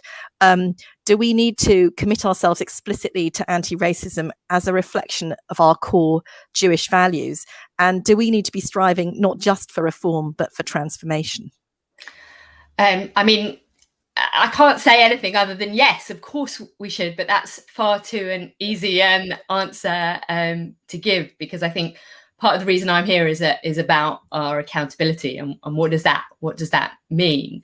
And I think when we first began our own very small listening exercise, one of the things that I just felt really like, how have we not thought about this properly before? And even saying that out loud at the time, and both again now, feels incredibly wrong. And how have we talked about anti-racism but not thought about what does that mean as part of our Jewish identity as liberal Jews, but also as part of the Jewish community? And we are so at the beginning, which embarrasses me. That there are things I read in the report and say, yes, of course we do it. But there are also things, even hearing Stephen now, that I realise we haven't given the proper thought to. So Stephen talks about including the whole person, and what does that mean, including somebody's experience from the beginning to end. And one of the things I heard from our group last week was about this committal to anti-racism and it being a priority for us, and being vocal about that and making that part of everything that we do, as well as so of course the answer is yes, but I don't want to say yes with that strong, arrogant kind of, this is of course part of liberal Judaism, but rather from a place of, I think we've got a way to go, that's absolutely a priority, has to be a priority for us, but we have to, it has to be through, as you suggested, transformation. I don't think it's enough because of exactly, and I don't think I'm the only one who a year ago went, how have we not thought about this or had these conversations, or how is this the first time we are having this listening listening conversation? And so I want to say we're committed, but we also recognize that we don't want to just jump and act, right? We want to make sure that this is integrated as part of everything that we do. And that is, I can't say we're going to get to the end. You know, look, we made mistakes even on Biennial about things that we didn't think about, and just the not thinking about it. No, and Stephen, I'm going to go again with the way that you said about taking the eye. I didn't look at the program and see things that were glaringly obvious to me now at the end. And you know, I've had some difficult conversations over Biennial. It has been a wonderful experience, but it's also, there have been moments where I've had to squirm in my seat, and the question is what am I going to do with that squirming? And I hope that next time that we have a Biennial, I'm not squirming in the same way, and that we will be accountable for transformation. Well, I certainly feel that when we started the work of our anti-racism and racial justice group in Finchley Progressive, I did so with a profound sense that I was going to fall flat on my face repeatedly and just going to have to live with the discomfort of that and get through it. And Stephen, I really take on board what you say, and we've already experienced that within Liberal Judaism about the difficulty of engaging in proactively anti-racist work, given that within our community there's such a diversity of views about what that would look like. And I see that Tom Owen has asked an interesting question here about what communal leaders should do when they're asked to do things by Jews of colour which they feel are too radical or would be opposed by other members of the community. And I have to say that I think that it's not always the Jews of colour who are asking us to do things that feel too radical or are opposed by members of the Jewish community. But in terms of those moments where there's been a real diversity of views, we've had a very painful test case recently within Liberal Judaism. I think you may know that just a couple of weeks ago, that we had an event at which Liberal Judaism and our flagship synagogue, LJS, elected to hold an evening with the Israeli ambassador, Tzipi Hotovely. All weekend, basically, we've been talking about radical inclusivity. How wide is our tent? How do we make Liberal Judaism open and permeable and accessible? And at the same time, what boundaries do we need to set? Are there some things that we need to exclude, paradoxically, in order to be fully inclusive? So we've had this really troubling incident for us, I think, painful moment of real intense disagreement about having invited a speaker who's regarded by many of us as very racist. And I noticed that in your report, you've made lots of recommendations about inviting speakers, but they're all about what happens after you've made the decision to invite them. That once you've decided who to invite, then you decide who should moderate, and you consult with your community, and you make sure that you have got you're equipped for robust discussion. But you've not said anything about what happens before that, when you're making the decision about whom to invite. So I wonder, are there people who we should not invite into the tent? Are there people who shouldn't come? To put it very bluntly, can we be an anti-racist organization and also invite, host, and provide a platform for a flagrantly, unrepentantly racist speaker? Where should we draw the line, and how should we draw it? That's a huge question. I think so. I'm afraid I'm going to do one of my most annoying things, which is to do the kind of on the one hand this, on the other hand that, and I might then change my mind midway through the answer, because the difficulty, I think, is that when I seek spiritual and ethical guidance, sometimes what I want is to be told that I'm wrong, right? Sometimes the ethical guidance has to be like, no, Stephen, you're behaving in an unethical way. Sometimes the congregation needs to be challenged from the pulpit.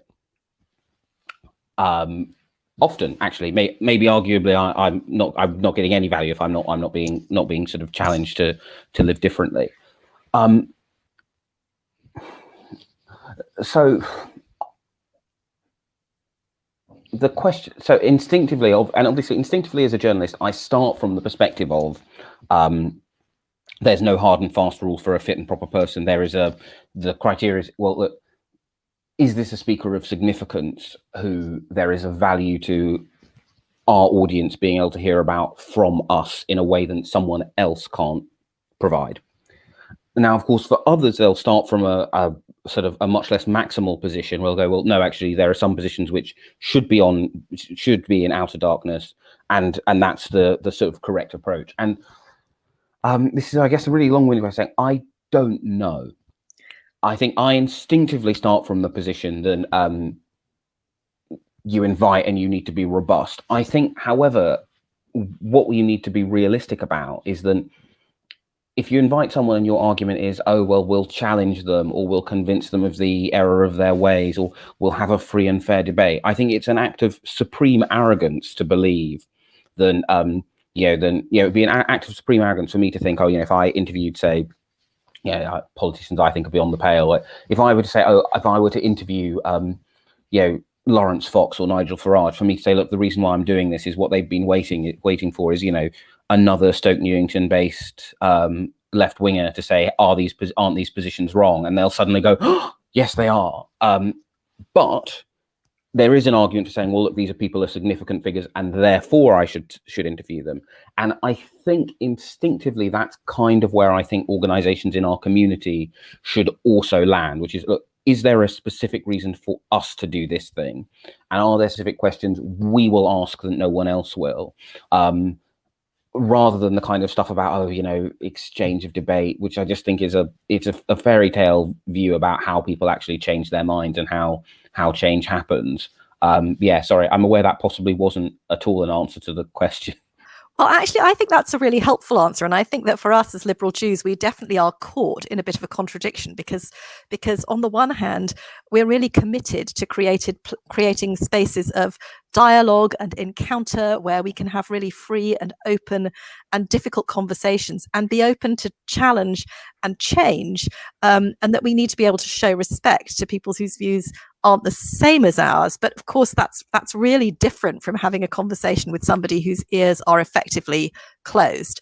And I think that we feel torn between different values that we hold as liberal Jews about the importance of entertaining a diversity of views and the importance of creating a safe space, and how do we sit with the balance that we need to strike between creating comfortable places and creating uncomfortable places.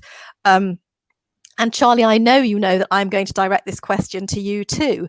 Following the really painful and difficult fallout from this particular event, what can we learn about it? What does it tell us about our values as liberal Jews? Is there something that we would do differently next time? Thank you, Tamara. Look, I think maybe better than anybody else, that this event caused me huge amounts of personal struggle, exactly for the reasons that you've articulated and also that Stephen has.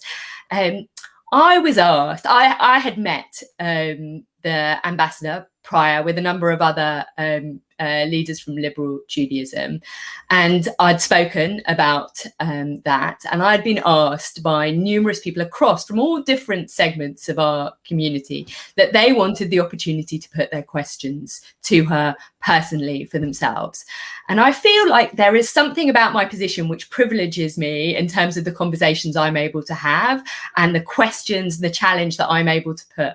And I didn't want that to remain behind closed doors. And I'm aware that we are not going to change somebody's mind. And I didn't go into it with the sense that we would. But I did feel that I was empowering people within our community to have that difficult conversation.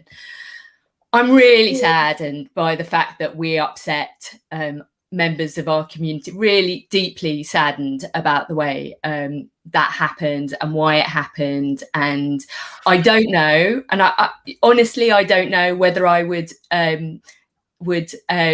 be the host, as it were, of that conversation. What I can say in terms of what would I do differently, there are a couple of things that I do differently. First of all, the framing of the publicity, we know we got wrong. It was rushed and it shouldn't, it sounded too honorific. And I do think there is something that if you agree to be in conversation with somebody who holds the title of ambassador, regardless of whether, but even to get them in the room, there has to be something slightly respectful in there, but we could have done the publicity differently. There's also something that happens in terms of the representation of how do you talk about multivocality and hearing the voices of the minorities, and that's not only about Jews of colour within our community, it's about all sorts of different minorities with. How do you hear those voices and recognise them and create structures where they can be heard? And I think we've got some work to do on that. So specifically in this case, with our group representing Jews of Black Jews and Jews of colour, we did have somebody on the board with that portfolio, and so were there in terms of that discussion, but actually that didn't really ensure that there was that the minority. We didn't work on the infrastructure around that to ensure that those voices could properly have been heard. And Stephen talks in the report about enough notice, right? So I think also there was something about that of not.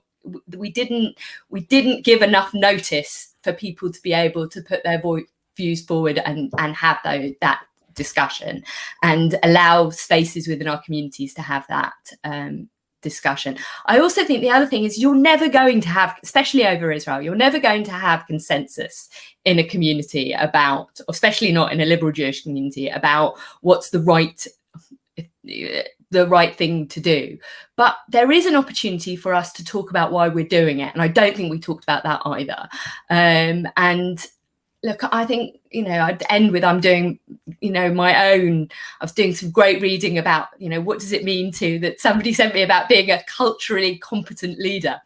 And, look, I'm honest, I've got some learning to do about how that communication works and how do you listen to views and move on from that point. So I think probably I'd get to the end of the answer of saying I wanted people to be able to ask her questions and her to hear the voices and know that it wasn't just me or, others saying this to her, but actually there was a really strong feeling that progressive Jews need to be heard and that we have a place. I think that was my value behind it. I can't say that would necessarily change, but yes, the methodology, I think we've got learning to do. Well, and thank you so much for being so open with us about how much this is a work in progress and how much it's a process of struggle and learning and education for all of us. And I think you touched on an issue that came up right at the beginning of this conversation about what does it mean to be a culturally competent leader? What do we do about the position? For example, in this case, we had a member of this group of our action group who was on the board, and that seems in some ways a classic case of we have a Black person who does this.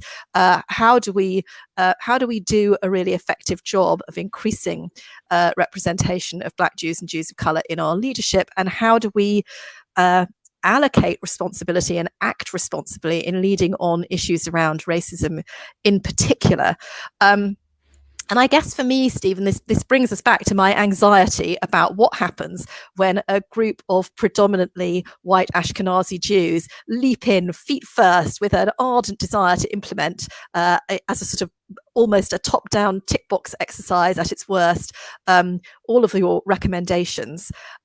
You've said in the report that you hesitated or you decided not to recommend implicit bias training. And the reason for that is there's no real evidence that it changes people's behaviour.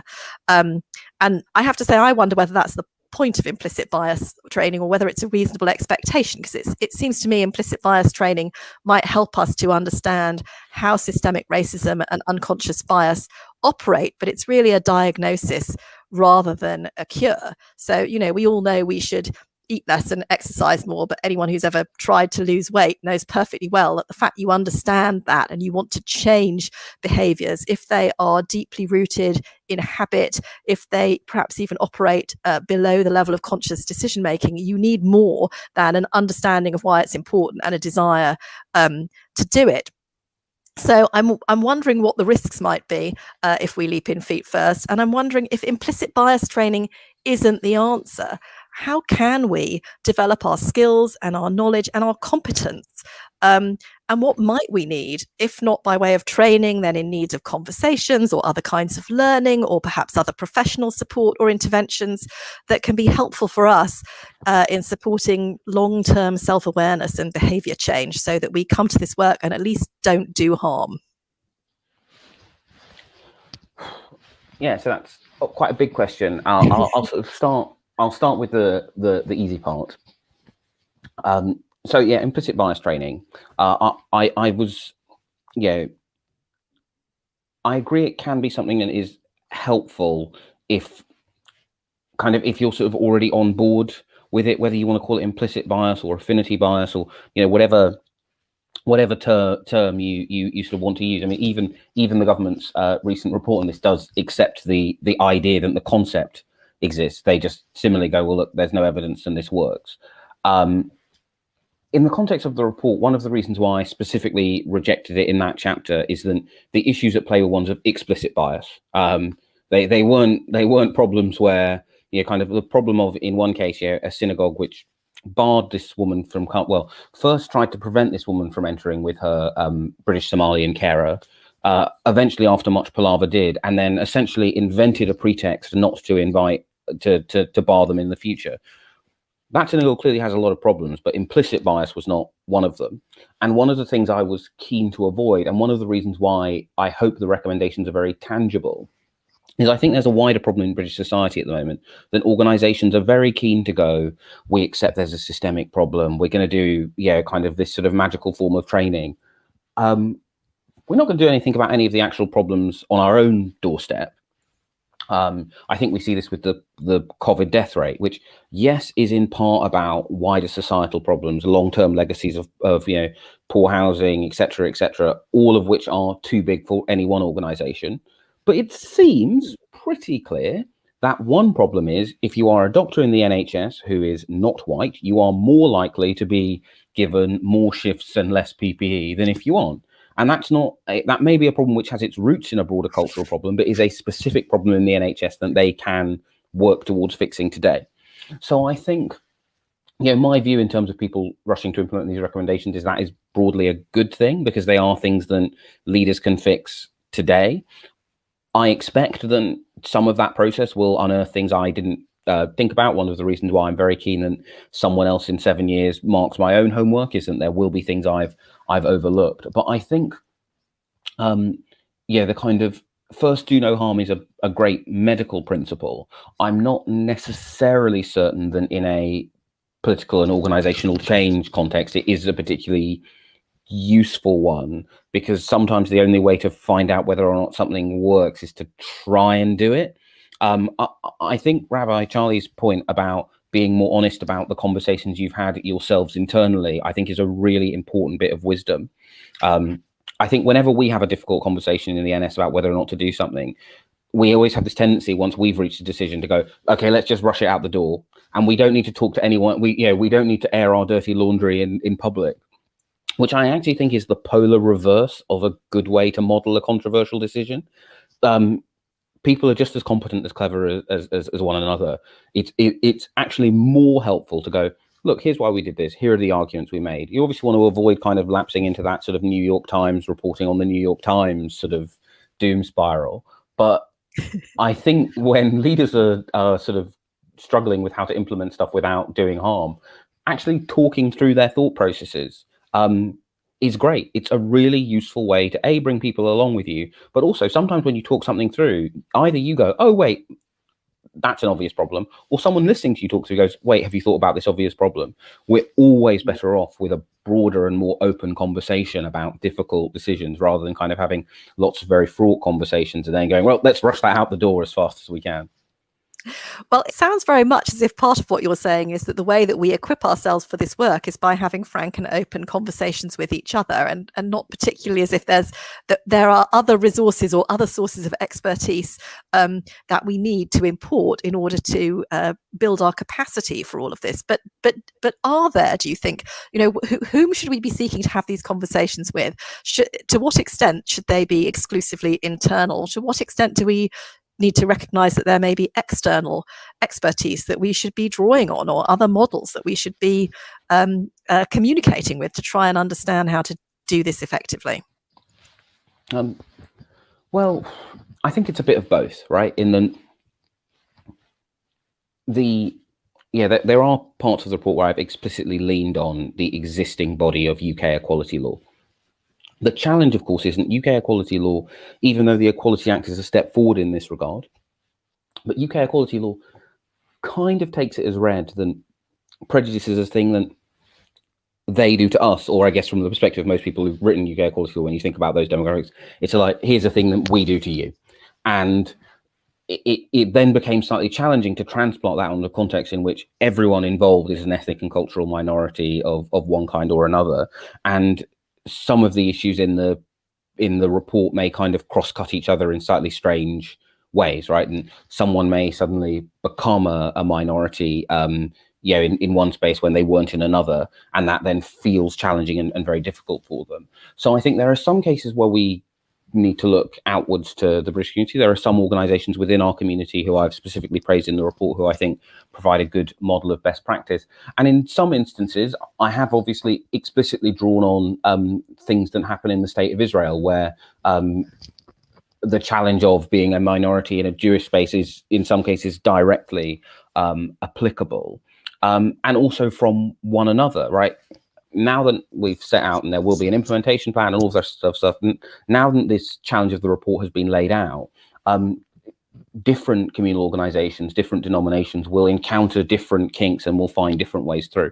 And I think then by them talking together about, well, we did this, it worked well, we did this, it didn't work, they'll sort of get to a better position. Brilliant, thank you. Yes, and I want to pick up on that idea of the implementation plan and what is coming next. And that seems, I completely take your point that we don't want a fear of doing harm to prevent us from doing anything at all. We've had a really practical question in the chat, Charley, from Benita Wishart, saying there are nearly 100 recommendations. They don't all apply to synagogues. Is someone putting them into a sort of self-assessment or action framework? I guess I want to ask you, Stephen, I feel as if at this point you should be able to have a holiday and go back to your day job, and racism or discrimination in the British Jewish community should no longer feel as if at some level it's really all about you or your personal responsibility. But I see that you've said that you are intending to come back in 2 years and carry out a review, as well as then have someone else come back in 7 years' time and have a look. So what's next for you in relation to this report, if anything? And perhaps more importantly, what do you think the Board of Deputies will be doing or needs to be doing? What is the work for them in the next 2 years? What resources do they need to allocate? What follow-up do they need to put in place to make sure that this commission has the impact that it deserves to have?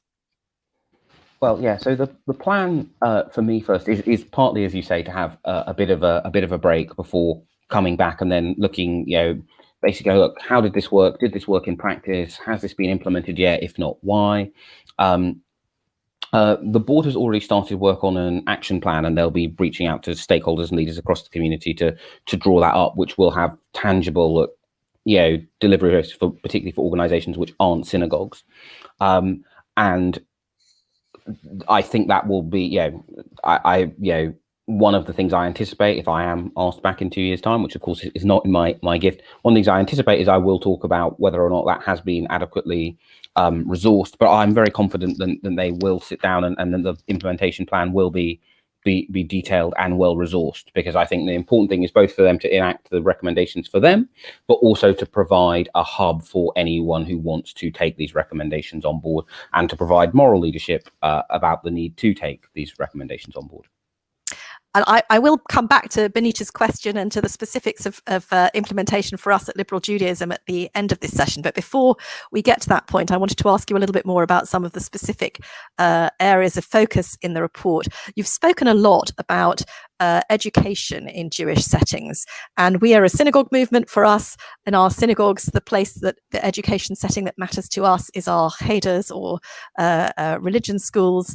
Some of our synagogues are large and they're in urban centres with big Jewish populations, and we have multiple children in every class.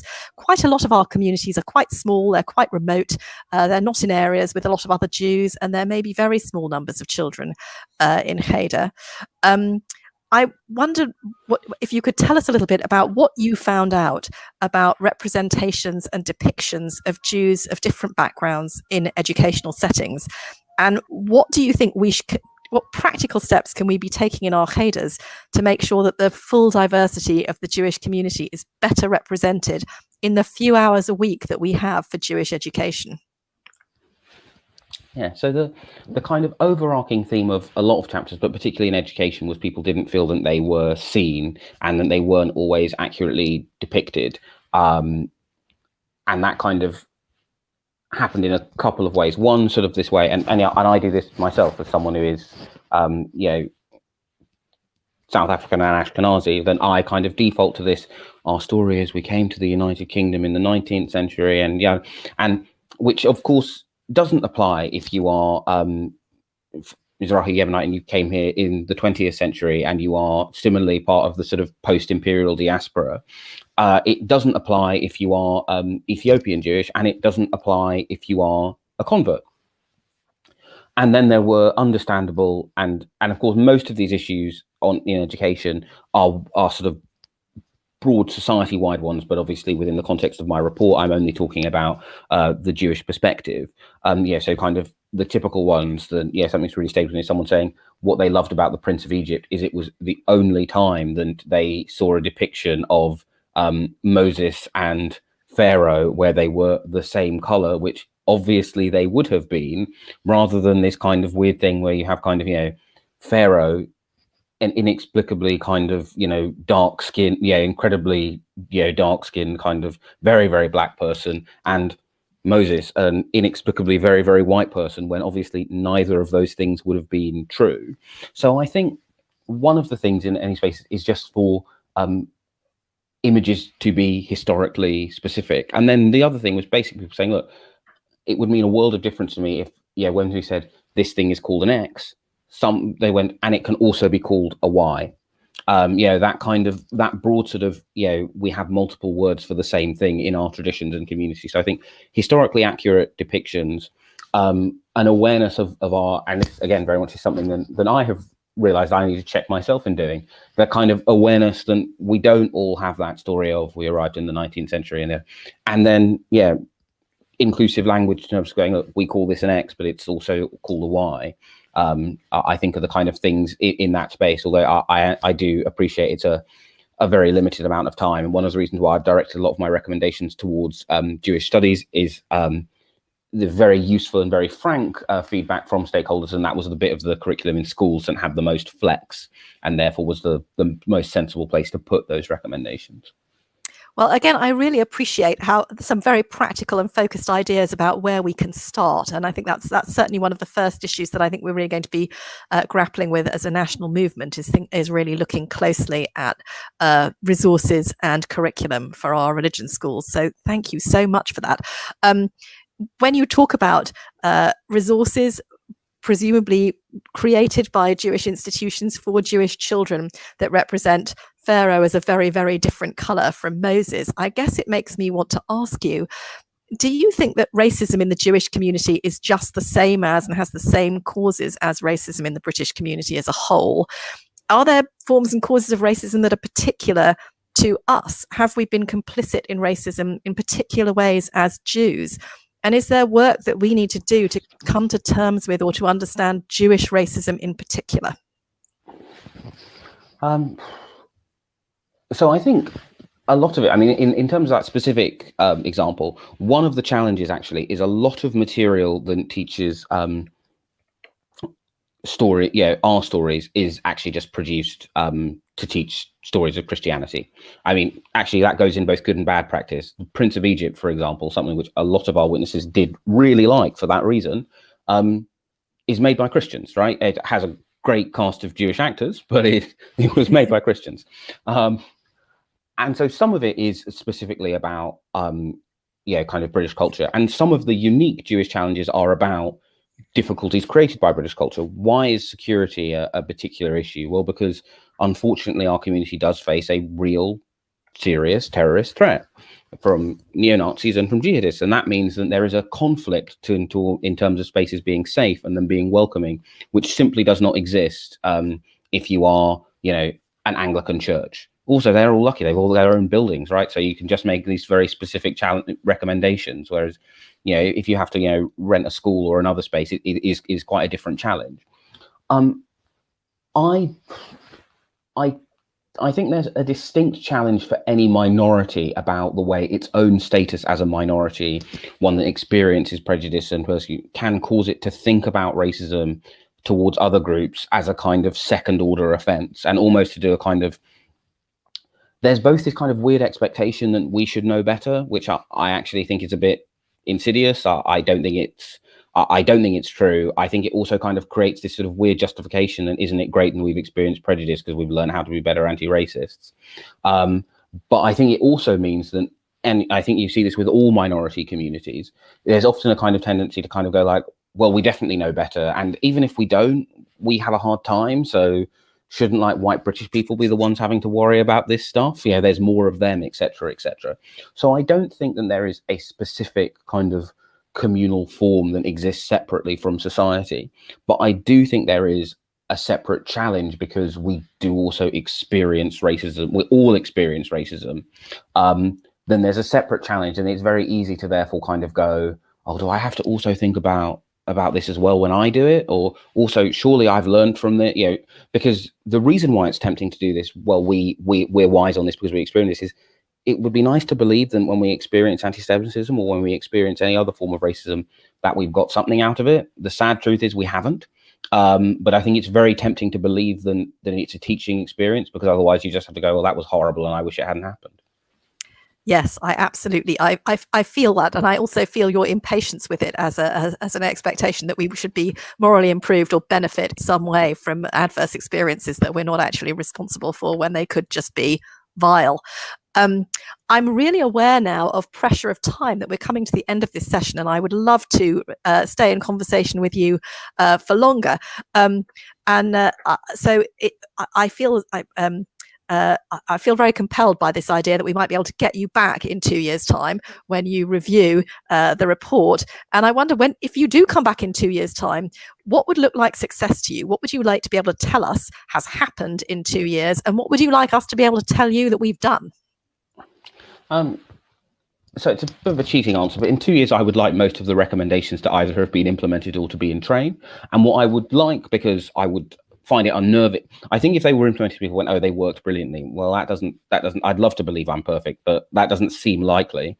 I would hope that in 2 years' time, there was some, if we could do this again, there would be some quite difficult questions for me to go, look, everyone implemented this thing and it turned out this recommendation did not work.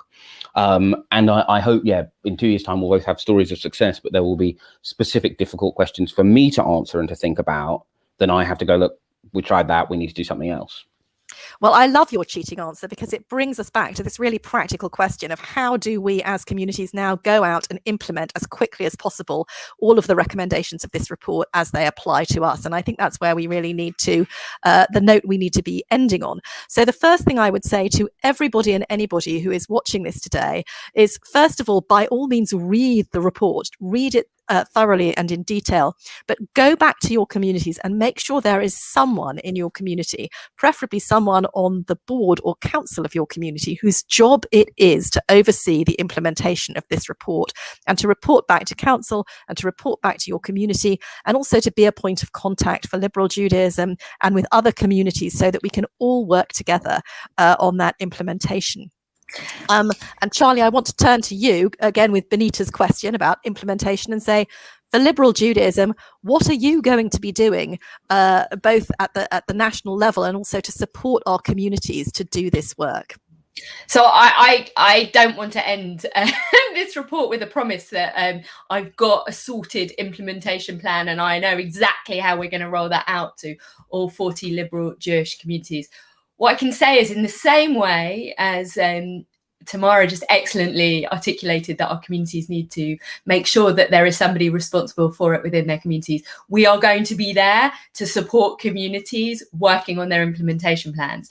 And just in the same way as we would with others, that we won't expect communities to do this on their own. Like we don't want to do the work for communities, because like with anything, that's communities need to make it work for their community and ensure that it's integrated and part of their work. But what we can do is provide resource, provide say that we're going to have the same conversations and questions as Liberal Judaism. We will talk about accountability. We'll talk about we'll talk about education and resource and how we resource that, and we'll work towards something that is really integrated and is part of Liberal Judaism. And I'd say the same thing as I think is the really generous offer that I'm going to take it that Stephen you made, which was to come back in 2 years time, but that also that I will be accountable, that as the leadership of Liberal Judaism, to be asked the questions, and that I hope that when we do encounter each other, maybe a biennial in 2 years' time, that also that you'll be able to ask me the difficult questions about whether we have supported that work, and that I'll be able to say that we have. I know that we are under pressure of time, so I'm going to cheekily sneak in here and make a couple of additional really practical suggestions for next steps. I know that our action group on Jews of colour and Black Jews inclusivity in liberal Jewish community is really keen, first of all, that we hold a follow-up event to really talk through the recommendations of the report, and also to use this as an opportunity to really build a base for support and for working on these issues, and also to recruit new members to that committee. So if you are interested in participating in any of those things, I'm sure you'll hear about them in other spaces as well. But if you want to be a part of that conversation, to represent these issues on behalf of your community, to join our action group, please email Tom at t.rich@liberaljudaism.org. Stephen, thank you so much for being with us today. You've done such a huge job of work, and I feel as if this really does have the potential to be a massive moment of cultural change for our communities. But it's now on us. It's for us to sort of seize the relay baton, as it were, and to take the next steps to make sure that this report has the impact that it deserves to have. And like Charley, I really look forward to seeing you again in 2 years' time to continue this conversation, because this is work that we really need to be in for the long haul. Thank you, Stephen. Thank you.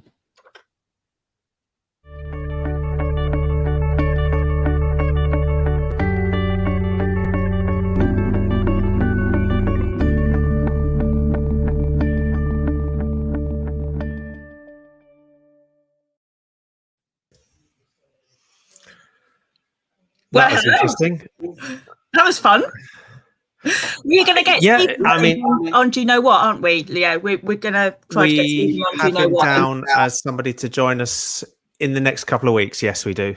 Fantastic. So we'll be able to explore further. But yeah, how are you? You must be exhausted.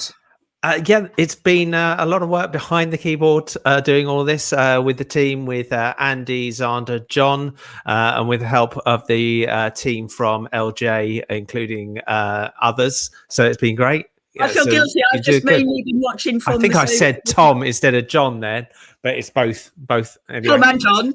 I feel guilty because I've mainly been watching from my sofa with my cats and my cup of tea. But yeah, no, it's been a great afternoon. Well done to you and all of the tech team. No, it's been good. It's been good. There's been a lot of sessions that we've gone through, an incredible amount. And what's great is the ability that we've got people who are talking about these issues. You can't solve all of these issues really quickly, but what you can do is you can actually definitely discuss them, cover them, and I think there's a lot that Stephen unpacked there, and I think Tamara asked some really interesting questions, both to Stephen and to Charley, about where this goes. And as you say, when you look at this, as we've talked about before, Rebecca, when you look at what you're seeing and you see what's happening, and then you reverse it around, you realize that some of the things that made so much sense when you put them down, you just missed the optics of something that you should have seen. That's it. Yeah, absolutely. But yeah, no, I'm like I said, I've been having a really interesting weekend when I've been tuning in, and yeah, great session just now. I feel like we're sort of like losing our third leg here, aren't we? A little bit without Charley, but I think, as you say, lots of people have seen a lot of Charley this afternoon. So just the two of us. I think I can see her below. I don't know if we want to bring her on. Hold on, here you go. Gosh, Otherwise, yeah, why not? Quick, yay!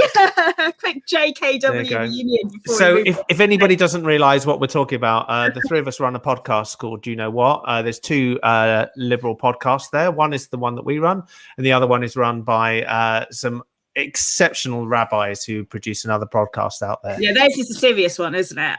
Yeah, theirs is serious. They get the exceptional rabbis, you get me. We get the rabbi. That's it. So, right. So what do we have up next? We've got my lovely colleague from KLS, Sarah Alston, and the fantastic Owen and Kate, and they're talking inclusion in action, I believe. So, yeah, looking forward to this. I guess we'll leave them to it. We'll let them take it away. All right. Hi, guys. Hello.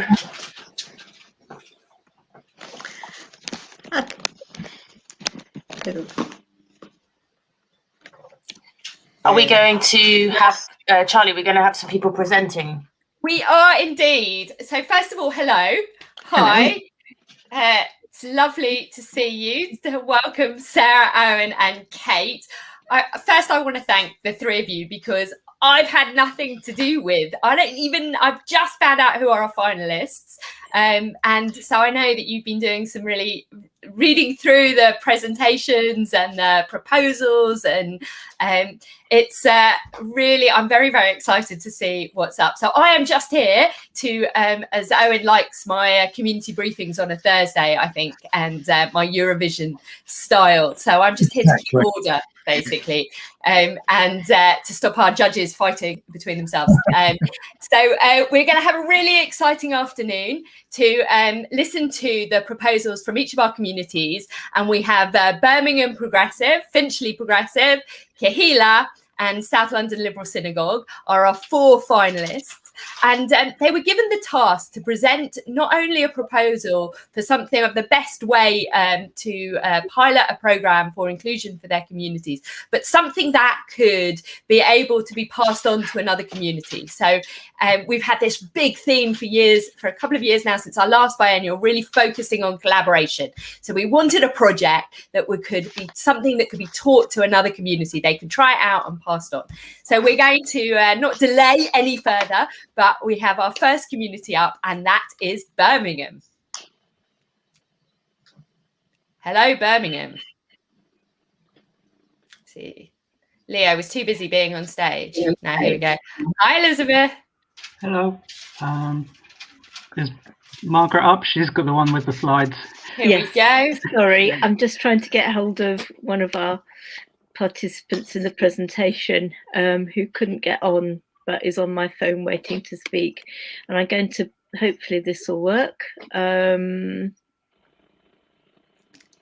This is great. We have a very slick biennial. Right at the end, we're going a little bit back to basics, which is yes, we certainly always a hit of reality. It's good. It's always also a sign of inclusion, including those who don't have the tech. Exactly. We didn't go through sharing screens on the thingy, so do we want to come back to Birmingham? Do we want to take Birmingham off and bring on Finchley, and we'll come back to you in a minute and give you a chance to get yourselves together? Will that help? It might do, but it's about sharing screens. So it's at the bottom of the screen, Margaret. There's a screen. I've got share. Oh, I've got share screen. It's just getting the right screen up. Let me have one more go, and then you're right. I might have to talk it through with somebody. Go back into the green room and have a chat with Leo, and we will bring on. That's Finchley. fine. Okay, sure. Sorry, everybody. So here's Finchley. Let's take out Birmingham. Perfect. Hello, Finchley. Hello. Hello. Someone has got Tamara sound back. coming out of their speaker and going into the microphone, which is why we're hearing the live stream. And we're hearing you, Xander. What was going on?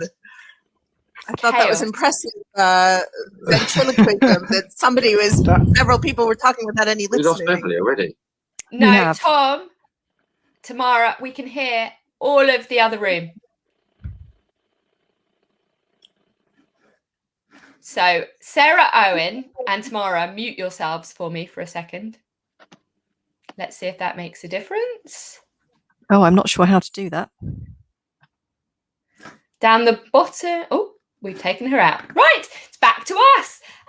I know, while we're waiting for the tech problems to be sorted out, I wonder whether, just in case anybody doesn't know who you are out there, let's introduce our wonderful judges for you. I wonder whether we can start with you, Sarah. You are in our top left-hand corner. We'll start there. Hello, yes, I'm a member at KLS, Lifetime Traditional Liberal Jew.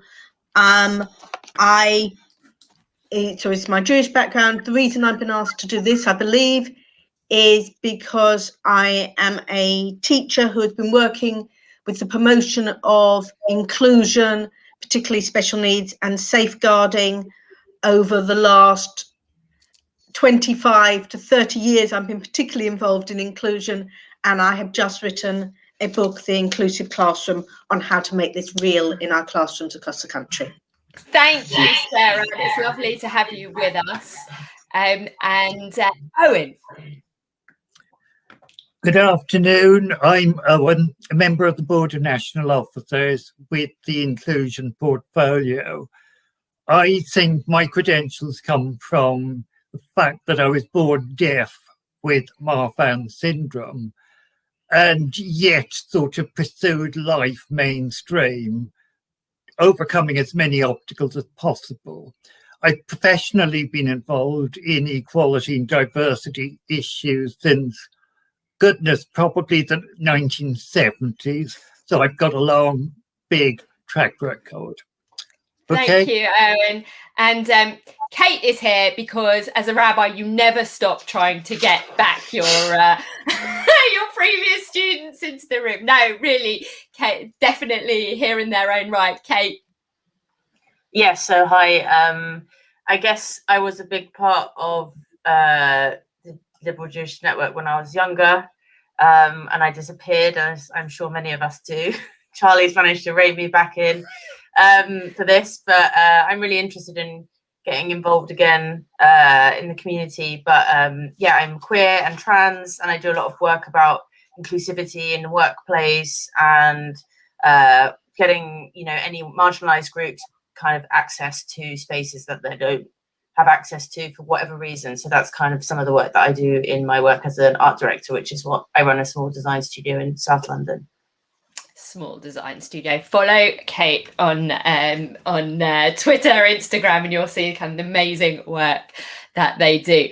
Okay, FPS is here and ready to go. So let us get FPS back into the room. Finchley Progressive Synagogue. So welcome. Hello. So the first thing that we'd like you to do, and then I'm going to turn over to our panelists, to our judges, to ask some questions, is to let the people at home know about your project. Okay, so hello everybody, and thank you for having me. I'm here because I'm actually standing in for Rabbi Rebecca, who, as we know, is unfortunately recuperating. Well, luckily, we're very pleased she's recuperating, but couldn't be with us today.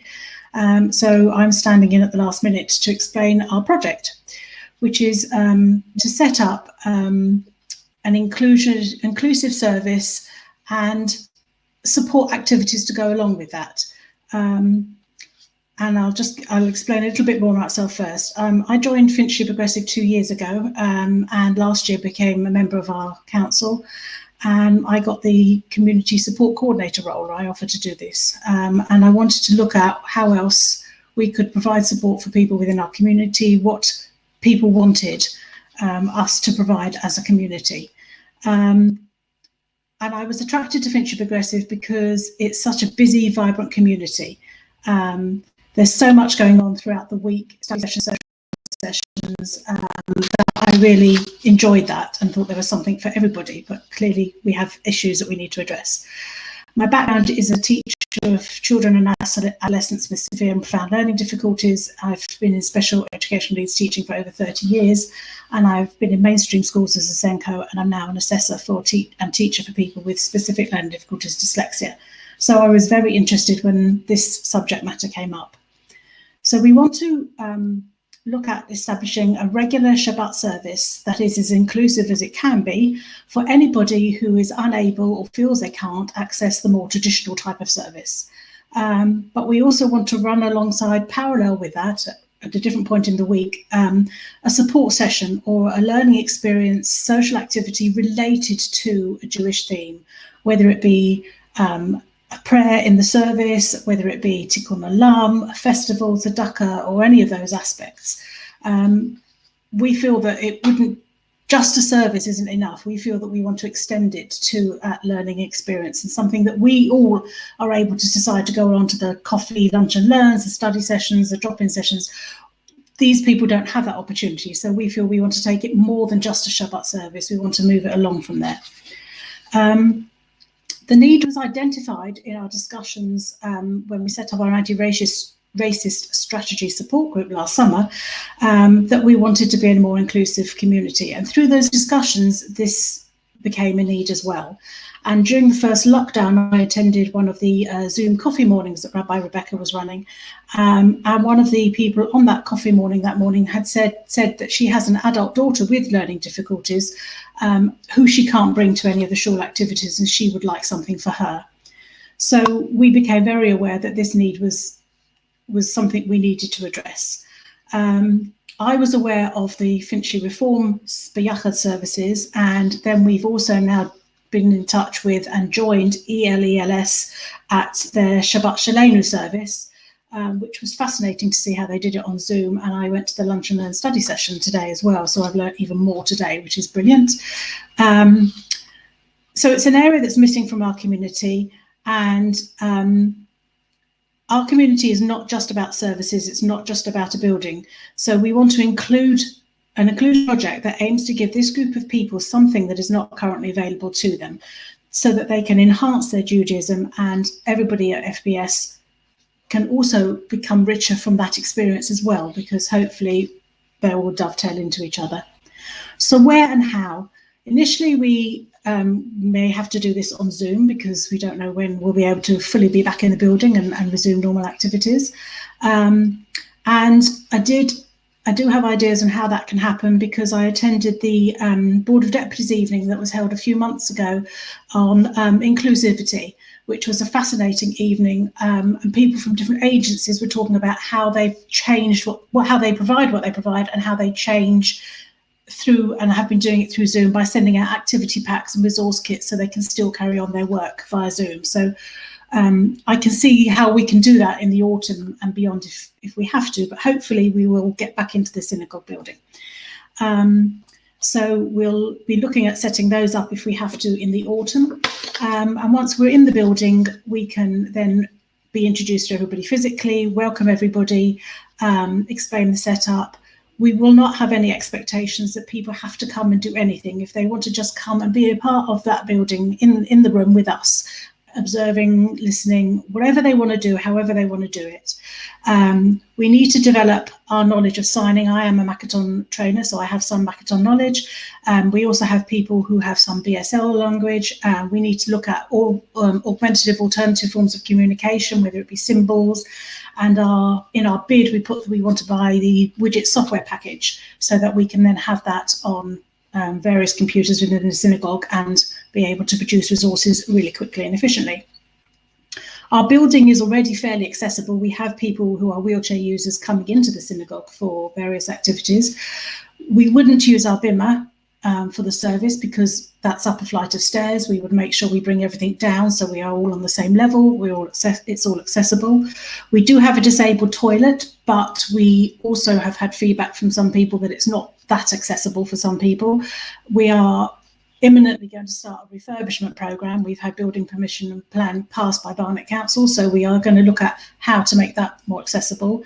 But we may need to look at ramps or alternatives, and of course we may need to look at using one of our rooms as an adult changing room if we need to, because not everybody can stand, so we need to look at a changing space for people in wheelchairs if that's necessary.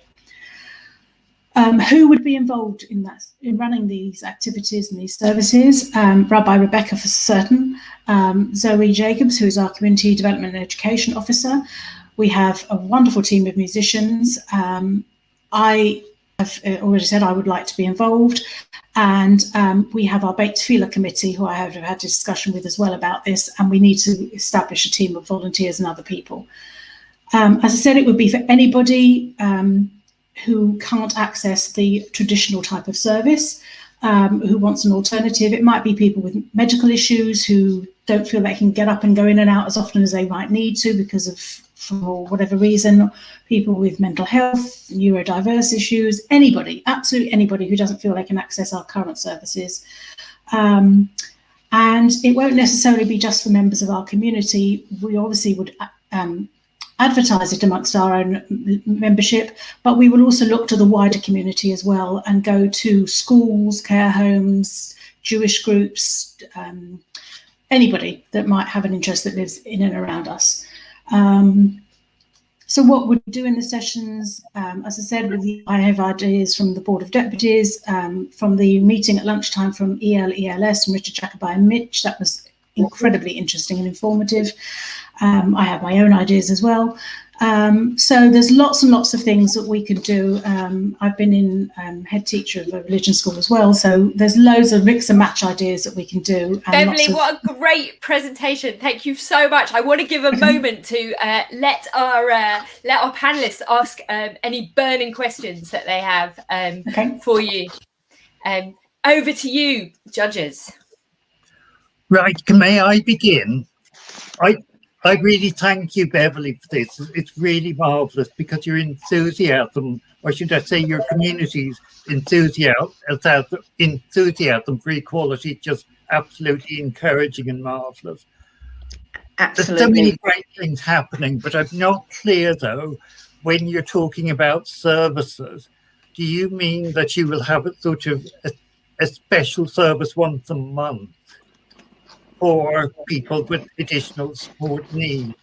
Or are you looking to develop in a longer term where all your services are going to be inclusive?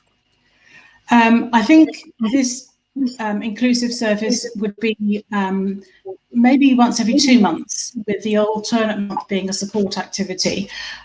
We need to look at, as a sidebar, we need to look at how to make our traditional services more inclusive. That's another project, I think. This is a specific type of service where people with learning difficulties or whatever would be able to come and move around, sit on the beanbag cushions, whatever. Lovely. So that's great, lovely, thank you. That's all I need to know. I think you picked up my main question. Thank you, Owen. Good. Thank you. Any other questions? Yes, Kate. Yeah, I mean, I also felt like some discomfort over having a separate service to the main service, because obviously when you want something to be truly accessible, it's everyone is attending the same space in the same event. And I think, you know, making those things more adapted into the main service would be brilliant. I think, like, looking at your budget proposal, we were not sure how much of the things that you had suggested were shareable. A lot of the things in there were like physical things, you know, like objects which need to like exist in a space, and they can't necessarily be a resource that you can pass on. So I think, like, I had some reservations about that, in the sense that would it only serve your community, or would it serve like a wider network? Thank you, Kate. I think, just to clarify, when we hold these services, we are envisaging, like they do at Richard Jacobi's synagogue, that would be the service of that Saturday. So all the membership can come to that service, but there wouldn't be two services running parallel on that Shabbat. It would be the service for that Shabbat, but it would be, the emphasis would be on making it more accessible to anybody and everybody. As far as resources for the wider community, I think at the moment we are thinking of it as like they do at Essex ELELS, they are using the resources and the equipment within that service for that community. But obviously anybody can come in and be a part of that experience. And if we are stuck on Zoom for the foreseeable future, then if we're sending resource kits out to people for an activity session, then anybody who expresses an interest and wants to be a part of that would be sent the equipment. And obviously, we unfortunately have no idea how long that's going to go on for. But But thank you. That's really wonderful. I think thank you so much for being part of this. And it's been great to hear from you, Beverly. Thank you for coming today as well and standing in. Really appreciate that. We're going to go to our next community now, because I know they're waiting in the wings. We have Kahila. Kahila, hello. We have Imogen and we have Rob. How lovely to see you. Rob's very used to my tone of community briefings. How are we? Have we been enjoying the conference? Yes, good afternoon. Lovely to be here and really been enjoying Biennial so far. Thank you to all the organisers. It's been great. Thank you so much. So we would really like to hear from you about your project. We have, we're going at a pace here. So we want to try and cram in as much and hear as much as possible from you. So remember that people at home won't have heard your project, but the judges will have read about it. So if you can try and get both those aspects combined, that would be brilliant. And then we'll come to our judges for some questions. Over to you. Fab. Okay, I'm just going to share my screen. One sec.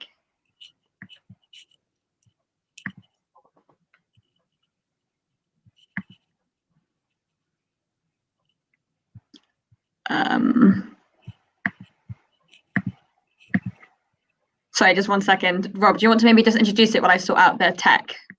Yeah, one second.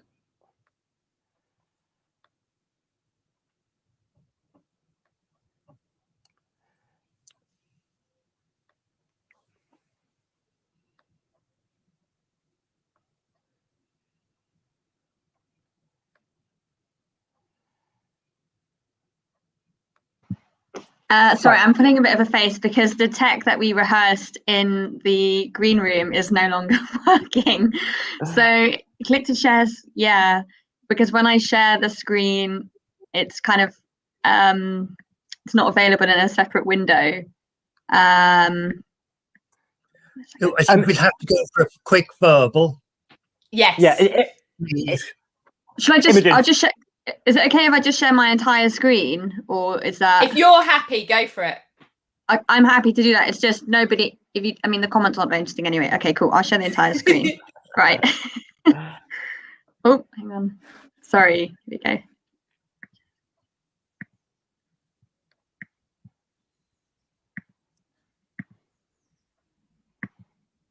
Is that? Can everybody see that? Is that okay? Yes. Fab. Okay, cool. I can't see anybody's faces, so please just give me a shout out if there's any tech issues. Okay, cool. So I want to just start off by saying that Jewish history and culture and tradition is incredibly rich and diverse. Jews as a people have lived in almost every corner of the world. We speak a multitude of different Jewish and national languages, and we encompass a broad range of ethnicities. We are queer, we're heterosexual, we are working class, we're wealthy, we're disabled and non-disabled. In essence, we encompass every facet of human identity. And yet at Kahila, we feel that unfortunately this kind of rich tapestry of Jewish experience is too often not reflected in educational programming. And we just heard this as well really clearly from Stephen Bush in his session, particularly around reflecting the history and stories of Mizrahi and Black Jews. An example of this is that the current LJ curriculum for Cheder doesn't kind of reflect the rich diversity of Jewish experience. So there's no exploration of Jews, disabled Jews, or other traditions. And we feel that of Jewish experience and explore specifically at history and influence and looking at art projects around designing synagogues and other Jewish communal spaces to be more physically accessible. And at the bottom here, I've just got Kahila in terms of starting to think about this and trialing it as whereby in our Cheder classes, we kind of profile a range of different Jews from around the world of different ethnicities and backgrounds. And so, for example, we had Rabbi Lauren Tuchman, who's the first blind female rabbi. We had Nancy Khadouri, who is the first Jewish MP in Bahrain. And we feel that this is really important to model for young people and to break down stereotypes of who is a Jew and what is Jewish tradition, and show that there's so many different types of ways to be Jewish, and to really show the diversity and richness of Judaism and Jewish people in our programming. I'm going to hand over to Rob, who's going to talk about the impact we hope to achieve from our project. Yeah, so it's really important to us that the principles of inclusion don't take place just in the curriculum and in the Cheder, but rather we want to see these principles of inclusion extend well beyond into the whole of Kehila and the wider liberal Jewish community as well. So, and this would happen by the Cheder children teaching the wider community at their B'nai Mitzvah, and also the music session in particular, the wider Kehila community can participate in and bring into our wider services and other congregational activities. And later on, the curriculum can then be shared with other communities across liberal Judaism, so that the project can have an impact across the whole wider denomination. It's possible also that some of the communities in liberal Judaism may not feel at the moment that their current Cheder and young people are themselves sufficiently diverse to benefit from this curriculum.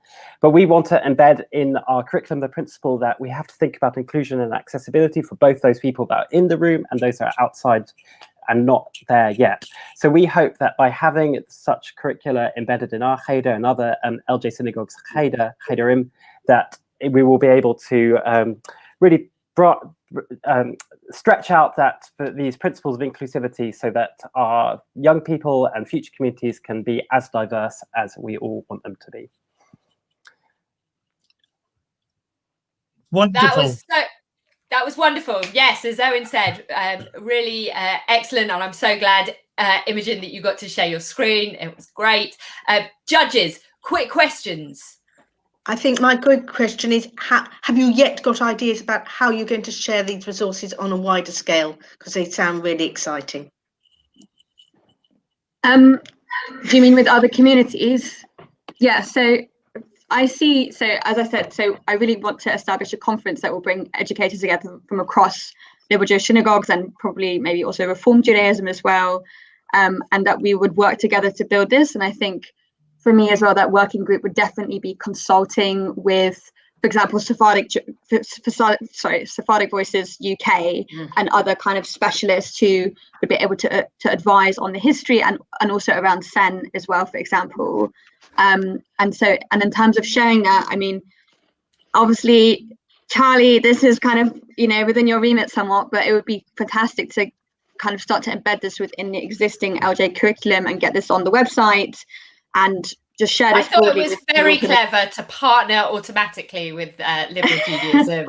Very clever. I'm not in the decision-making room, but I thought it was a clever move.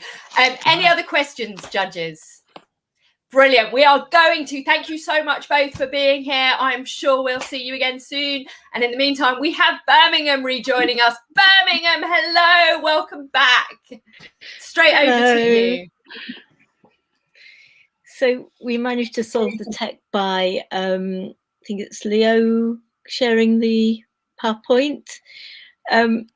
This project came out of a distinct need from one of our members, and also a wider need in different ways. And with me are Elizabeth and also Sue, who I'm having to call up on my mobile because technology made it very difficult for her as a blind person to join.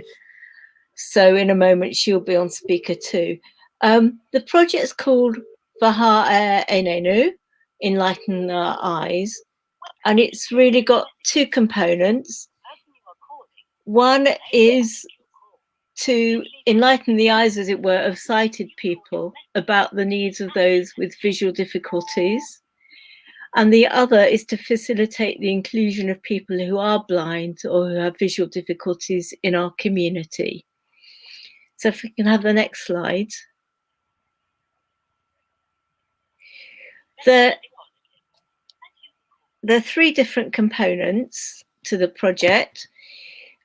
first of all, we'd have a month's education project, so focus, if you like, on the project of a Ha'enenu month across all ages about blindness and visual impairment, and that would include education about the needs of people with visual difficulties and also Jewish sources. And we consult with our members who have visual difficulties of any sort about their needs and about practical measures we could take to address these. And we'd also be looking at creating resources in Braille, ways of teaching Hebrew, which is a need that we've come across particularly, and also Liberal Judaism resources. And that might include some fundraising for Braille transcriptions. So next slide. So this is where Sue, I hope, will share her experiences, but I might need to read her words. I see you there. Brilliant. I'm putting you on speaker.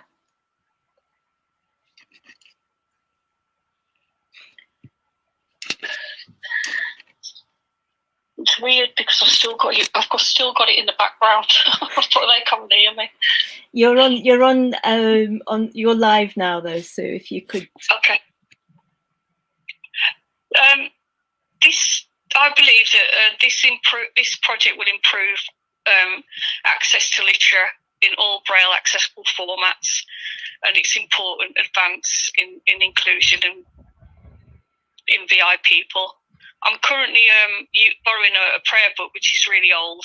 It's about 41 years old, and the English Braille is out of date, and I think the Hebrew code would be out of date as well. And I've got Elizabeth is painstakingly altering a program at the moment, which is complex, as it requires English Braille, switching from English to Hebrew Braille.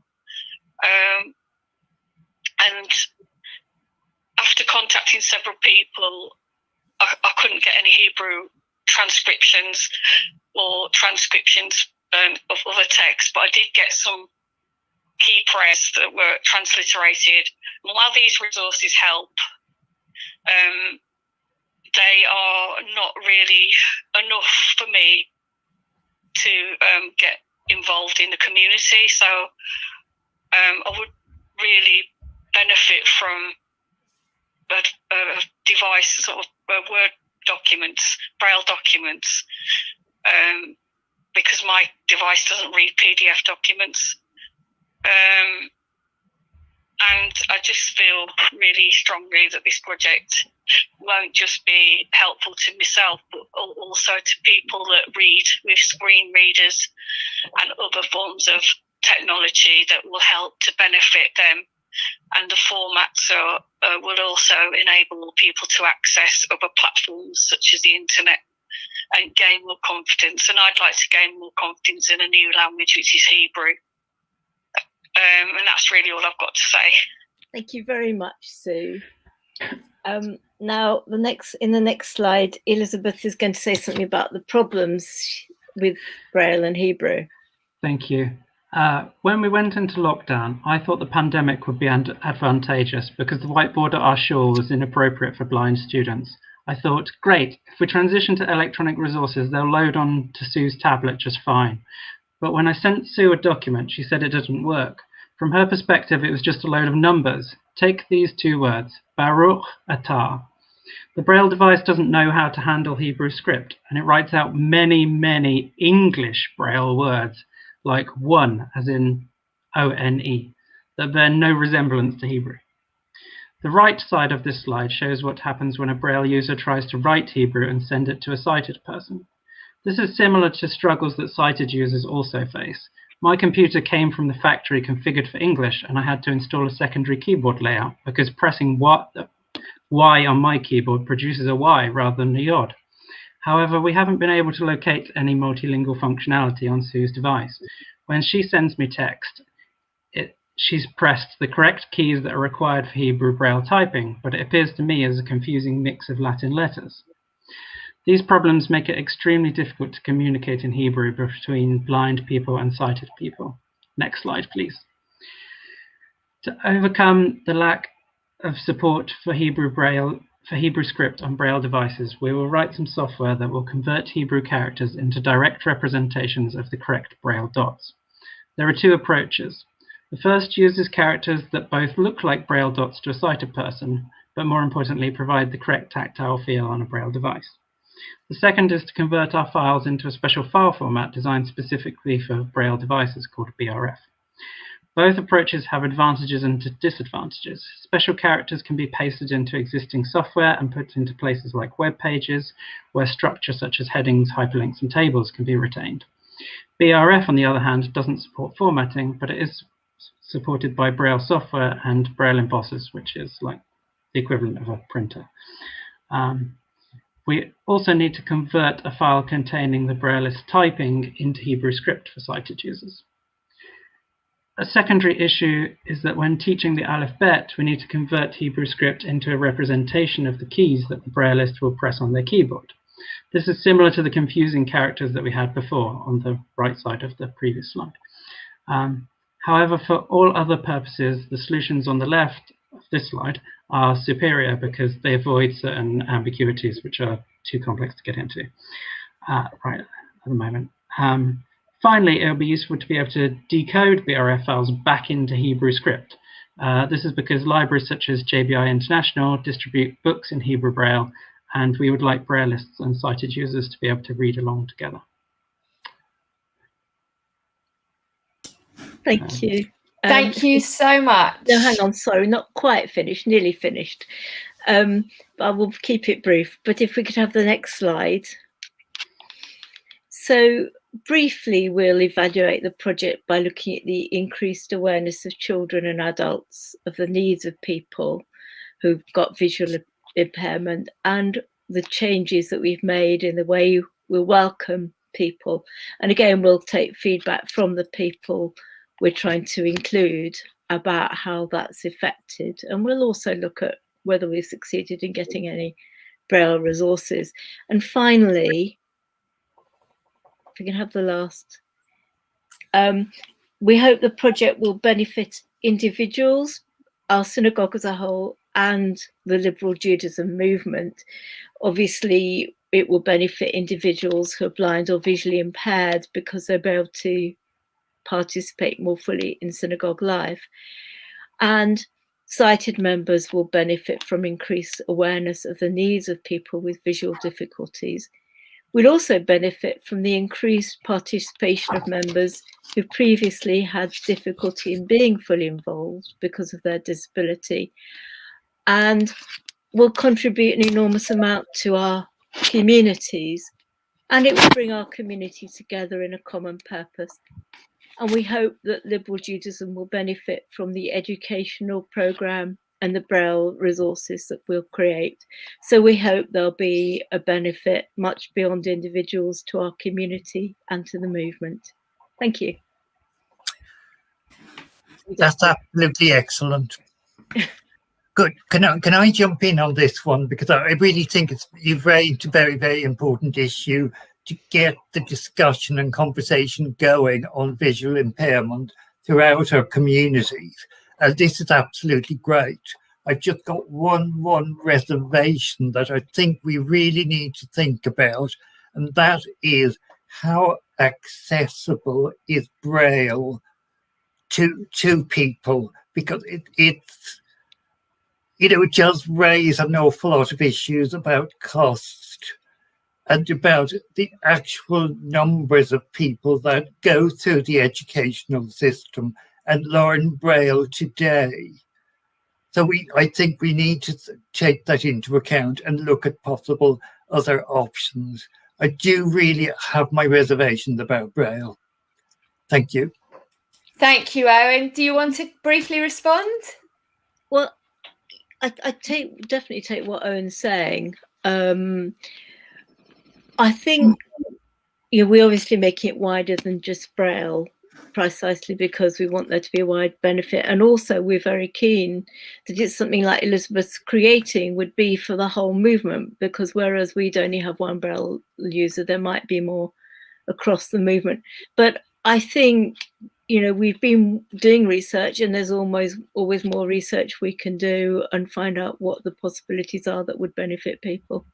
Thank you so much. And thank you. I mean, I don't know how the judges are going to decide. We have so many really amazing projects and with so much work to be done. But thank you so much for being with us. And our final, last but not least community we have is South London. Hello. Hello there. Hello, lovely to have you both with us. Hello, James. Hello, Maya. Hope you've been enjoying the conference. Thank you so much for being here. Tell us a little bit about your project. Yes, we'll do. So I'm going to tempt fate and try to share my screen, unless somebody else is bringing it up for us. Is that coming up, actually? It's there. Okay, perfect. So I will just have to shout out when to move along. So firstly, to introduce ourselves, I'm Maya Jaffe. I am a member of the Council for the South London Liberal Synagogue, or SLLS, and I also lead the choir. And I'm joined by James Crickler, who is the chair of South London Liberal Synagogue, SLLS. So today we're going to be talking to you about our plans to transform our building in order to match our inclusive community. So next slide. The South London Liberal Synagogue is the third oldest community in the liberal movement and the oldest progressive synagogue in South London. It was founded in 1929, and the community moved to its current building on Prentice Road in Streatham in 1938. You can see it just on the bottom right and the inside as it looked shortly after moving in on the top right. Next slide. We're a small but vibrant community, and we have a proud tradition of inclusion and diversity, as well as a history of activism. SLLS strives to be a welcoming and inclusive center of Jewish life. Next slide. For example, we're home to the first female rabbi in the UK, Baroness Rabbi Julia Neuberger. Next slide.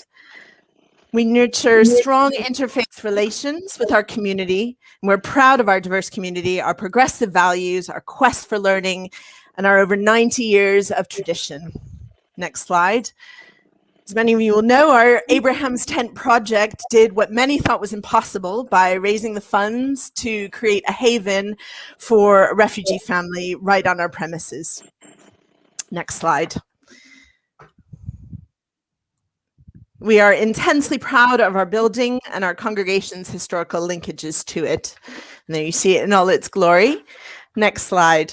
However, this building is over 100 years old and increasingly in need of repair and refurbishment. Its age and the design make it access to services and to our community difficult for disabled people. So the paradox we have is that our community's welcoming nature is not reflected in the very building that is housing us. Next slide. To give you a bit more of a sense of what the access challenges are, currently disabled people are unable to walk in through our front doors. They have to, because we have a number of steep stairs, and it's actually a series of lots of different types of stairs. So instead we have to send them around the side to where there's a lift that goes all the way up to the sanctuary. Once in the building, our lobby and many of the spaces are too shallow to maneuver with a wheelchair. And the lift that we have, as I mentioned, our existing lift that takes you all the way up to the sanctuary, is reaching the end of its useful life, I think is probably the nicest way of putting it. So drastically in need of replacement. Next slide. So essentially what we're looking to do here, and the project that we're embarking upon and have already started but are really moving forward with now, is to make our building as inclusive as our community. So make the physical space match the community space as it is. So now I'm going to hand over to James, who, in addition to being our chair, is also our in-house architect, so we're very grateful and lucky to have James, who's been able to help think through what the plans are and what we can do to make the physical space more inclusive. So James, over to you. Thank you very much. So if we go to the next slide, please. In fact, skip 2, yep, to the next one. Okay, so really very simply, especially as we're short on time, and I don't want to dwell. I often get accused of talking in too much detail, but there'll be obviously Q&A after if we'd like it. Well, as Maya's already really set out, at the moment we have an accessible route to the building, which you can see on the diagram there with the arrows showing how you're sent down the side if you're a wheelchair user or somebody who's not as ambulantly mobile as they could be, it's not a great route. It's full of gravel down the side, and somebody has to go inside and open up for you, and it's quite a palaver. And really, at the heart of what we're trying to do here is to make our building truly inclusive in the way it offers and presents itself to the street, to people arriving at the building. Right now, you turn up with your friends, you're in a wheelchair, you have to go down the side of the building. It's as stark a contrast as it could be from what we should be as an inclusive community to what we're actually able to do. Sure, there's a route up, but why should somebody in a wheelchair or who can't manage the stairs have to go down the side of the building? So we really want to send a message by the placement of this lift at the front. We want to welcome people. We want it to be clear that's our intention, and there's an easy route into the building. So if we go to the next slide. So in looking at ways to make the building both sort of more user-friendly and more inclusive, improving the access, our proposal is actually quite simple, as I say. Currently, there is no level access. Even the lift itself down the side, by the way, has a step, so we have to fetch a temporary ramp. But there is a way that we've seen, and I am using my skills as an architect to some advantage. We can cut into the forecourt area. We can create a level route through off the pavement directly. There's then a particular kind of lift that I've investigated that we can put in place that will take you up to the main entrance level very quickly and very easily. And it's as simple as that. There's a further benefit, actually, that you can see that the steps are rebuilt as well. And that helps visually impaired people too. It's a side benefit, really, but it is worth mentioning that at the moment the steps are separated into different groups.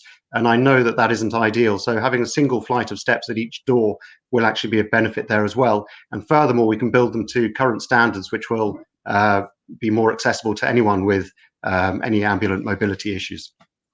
And I will stop there and allow Q&A from here. Thank you, James. Thank you, Maya. Judges, some questions. Obviously, this project is going to need more than the amount that but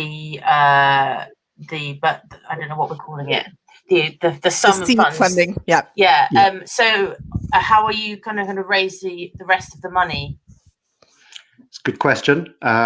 We have, I don't know if you're aware, we've already got a program of refurbishment that we've been looking at, and we've basically been going through a sort of match funding, how can I put it, sort of ambition that we're doing all sorts of things. We've had one of our members has been cycling all over London during the lockdown, cycling to every shul, every progressive shul in London, which was brilliant, and got sponsorship for that. So we that's just one example, but we have all sorts of ideas of how we can pull together as a community and actually use it to sort of bring the community together in terms of its efforts, because this is for everyone. In fact, this isn't just for our community, this is for going to the wider community. As you saw in some of the images, we have great relations with other faiths in Lambeth. We host different groups at our building. We have the Congolese support group with a number of old members, etc., coming in. So in terms of funding, go back to that point, we need to work on it, how we're going to raise the money. You're quite right, £3,000 is not going to do it, but it certainly will get us going. It would be about 20% of the cost of the lift, and then some attendant building works would be required as well. So it's a really good start, and it will help us to promote it within the community as well. Once people see that it's happening and we've got some funding, I think they'll join in. Yeah, I think that's exactly it. The other thing I think we didn't necessarily mention is that which was in the original application, is that we're even seeing the lifts as a two-phase project. So there's the front lift that we really want to focus on, because that's the initial entrance to the building. Then obviously the second phase will be replacing the existing lift. But yes, we recognize it's a big challenge. This gives us a good start. I'll also just add, this adds a little resilience, if I can just add that in as well. At the moment, the lift, as it is in its last stages, it's from the 1970s, and you have a cage to open and close, etc. If that lift breaks down, there's no way for anybody to get in the building that has any kind of mobility issue. So we really want to have this as a resilient, robust approach, that we can have this lift, we can keep the other one as a backup, but it allows the access to always be there. Thank you, James. Owen. Yeah, I just want to say I really do thank you for this bid, because it really does start the conversation in our communities, start thinking about how accessible are our buildings, because it really is an issue. So thank you so much for it. It's lovely. Thank you so much. Oh, sorry, Sarah, please. I was just going to say, I think the message about the importance of matching our physical spaces and our messages of welcome and inclusion, because for so many of our buildings, there is a mismatch between those two ideas. Yeah. And it's how people feel as they approach a building is key to how they develop their sense of belonging within the building. Thank and you within the so community. much. Thank you so Thank you. much. What I want to do is I want to say goodbye to South London. Thank you very much. I don't want, judges, for you to give us any indication about who's going to, whether this moment has changed your minds, what's going to happen, what is going to happen for those people at home. So our judges are going to go away, and during the final session, which is coming up any moment now, during that, we will bring Owen back on to make an announcement about where that funding's going. But I just want to give you, we've got a few minutes to just give us a thought about why has this been important to you, something that came up during, just a thought that you'd like to leave us with before you enter your dark room of deliberations. I think one thing. Oh, sorry, let's go to Kate first, and then we'll go round the opposite way to you did your introductions. Okay, so I think one of the things that stood out for me was, as a young person that was very much a part of my community at the time, up until I was about 16, there was very little visibility for me within the curriculum. There were perhaps some queer, I had a gay rabbi, there were perhaps some queer people, there were no trans people that I was aware of who were leading the community. There was no real discussion around the different types of Jews that exist in the world. And I feel like if you want to retain the young community within Liberal Judaism and within your spaces to actually for them to last, that is so important. And obviously we need to service anyone that has access needs, and all of those things are also very important. But you need a congregation to start with. So some of the things that I saw reading through a lot of the materials was like, there's now more of an awareness of the fact that there's a gap, especially for new generations, millennials, Gen Z. How are you going to tell them that these spaces are radical? These spaces are spaces where they can have these conversations that they're having with their friends, and how important that is. And obviously seeing lots of the applications that didn't get spoken about today, there were lots of people who wanted to pay for equipment for Zooms and conferencing so they could have accessible communities, which we realize now is a fundamental, regardless of whether we're in a COVID world or not. We all identified as a group how important, as a fundamental, it will be to have digital access to services for anyone who can't be present for whatever reason in the shul. So I think we all recognise that was something that everybody needed, and of course we can't fund those projects, and we didn't bring them forward to this point because we felt like that was a universal need. You're muted, Charlie. You can see by my passionate move of my arms that I think I wanted to say thank you, Kate, for being with us, for us getting you back in the room. And I really hope that this is the first of more times that we hear that voice, because it's so important for us. So thank you. Owen, some final thoughts for us.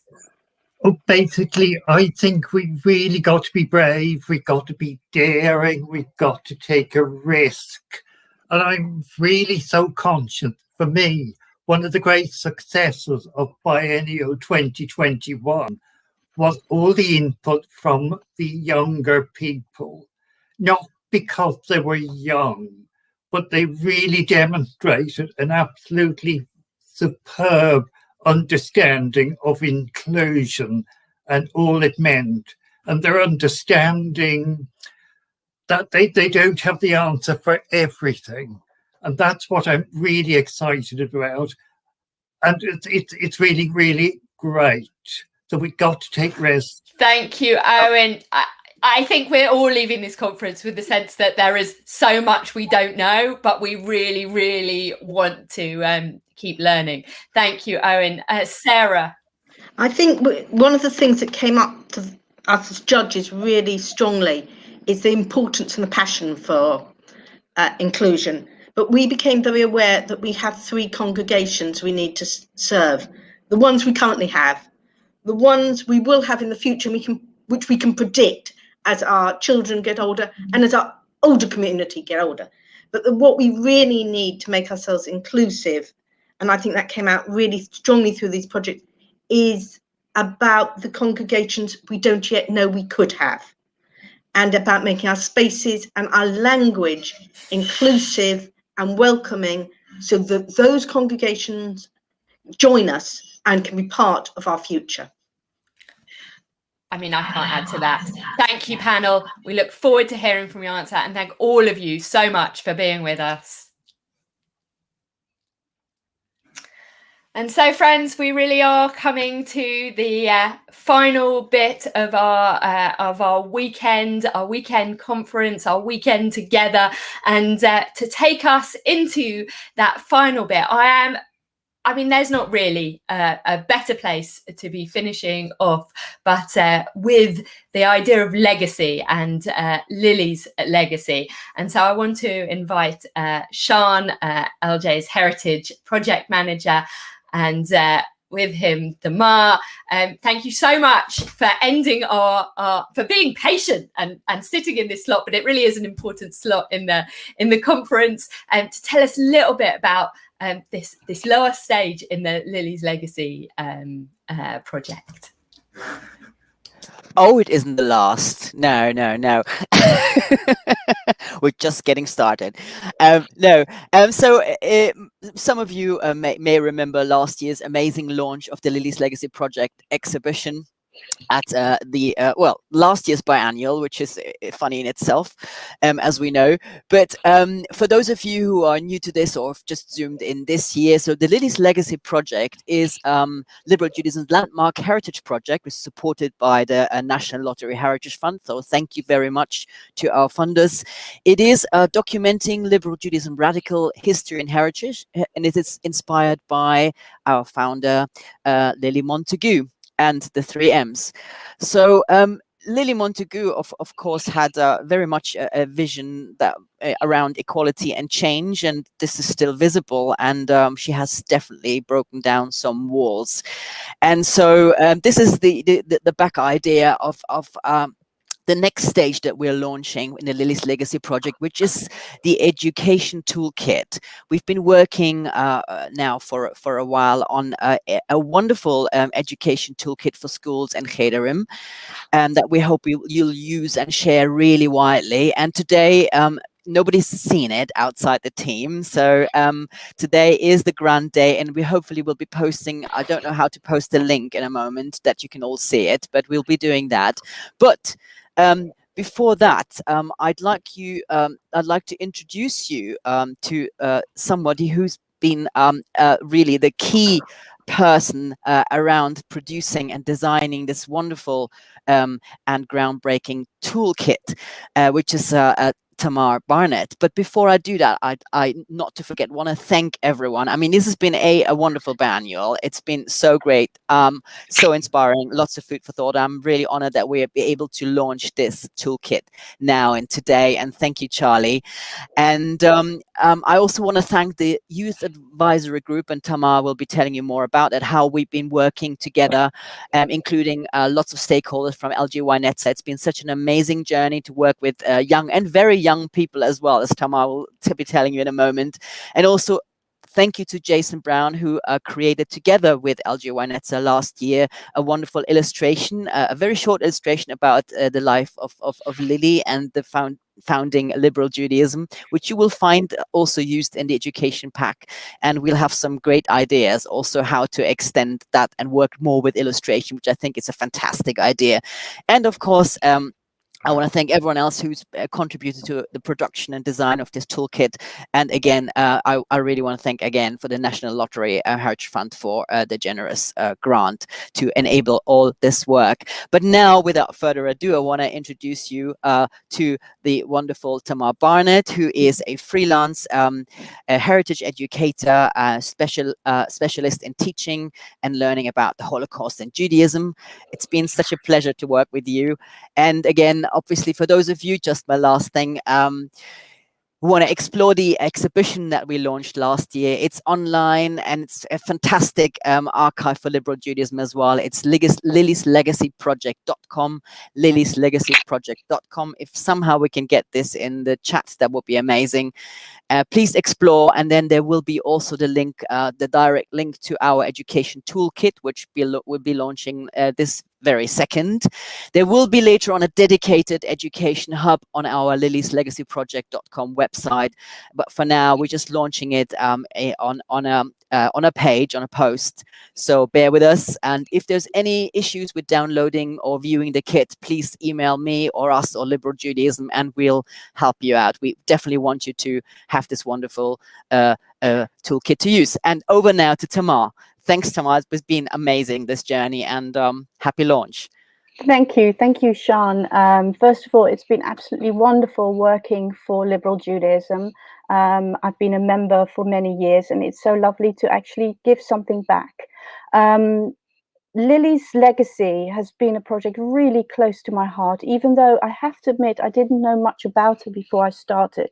But when I got the gig, so to say, to develop it, I immersed myself in all the materials, and I was just so impressed with what was produced in such a short space of time, including going through a pandemic. So in a way, the material was already there. It was just for me to streamline it and to make it accessible to younger audiences. And I think it's really important to make sure that her story, that Lily's story and what she stands for and what Liberal Judaism stands for is actually taught to everybody, not just Liberal Jews, but cheders, schools, anyone. Because what I found out when I was piloting from the beginning of the development, we've been working with young people, Jewish people and non-Jewish people, and I did that on purpose because I wanted to see how relevant it could be outside our little bubble. And also I felt, you know, Lily wanted to open up to other communities too, and I think it's really important to show that you're open and that you're ready to listen and learn from others as well. Now, the first stage was to set up a sort of a working group, and these were children aged between 7 and 17. We did a survey monkey where we sort of tried to gauge what they already knew, and some really interesting debates came from that. Then we had a pilot where I started showing what I was already doing, what I was creating. And if the person who's doing the slides, if you can just move the slides to the next slide. And they felt it was really important to know what they were learning. So the first thing we did was to get learning objectives. What actually are you going to learn? So learn about the history, about the religion, and about social action and justice. Those were the 3 themes that really came to life.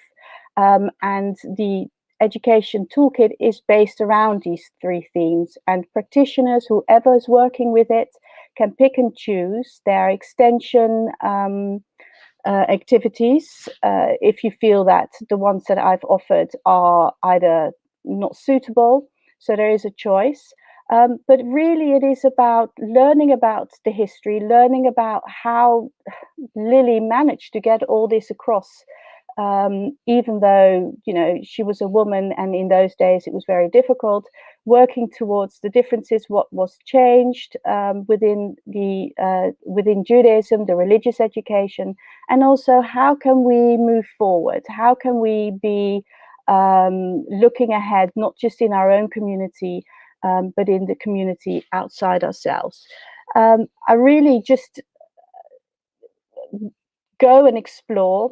Within the PowerPoint, there are 3 films that I cut, which uses the visual history archive that was collected from Lily's Legacy. So again, it is a resource that is told by the people for everybody else.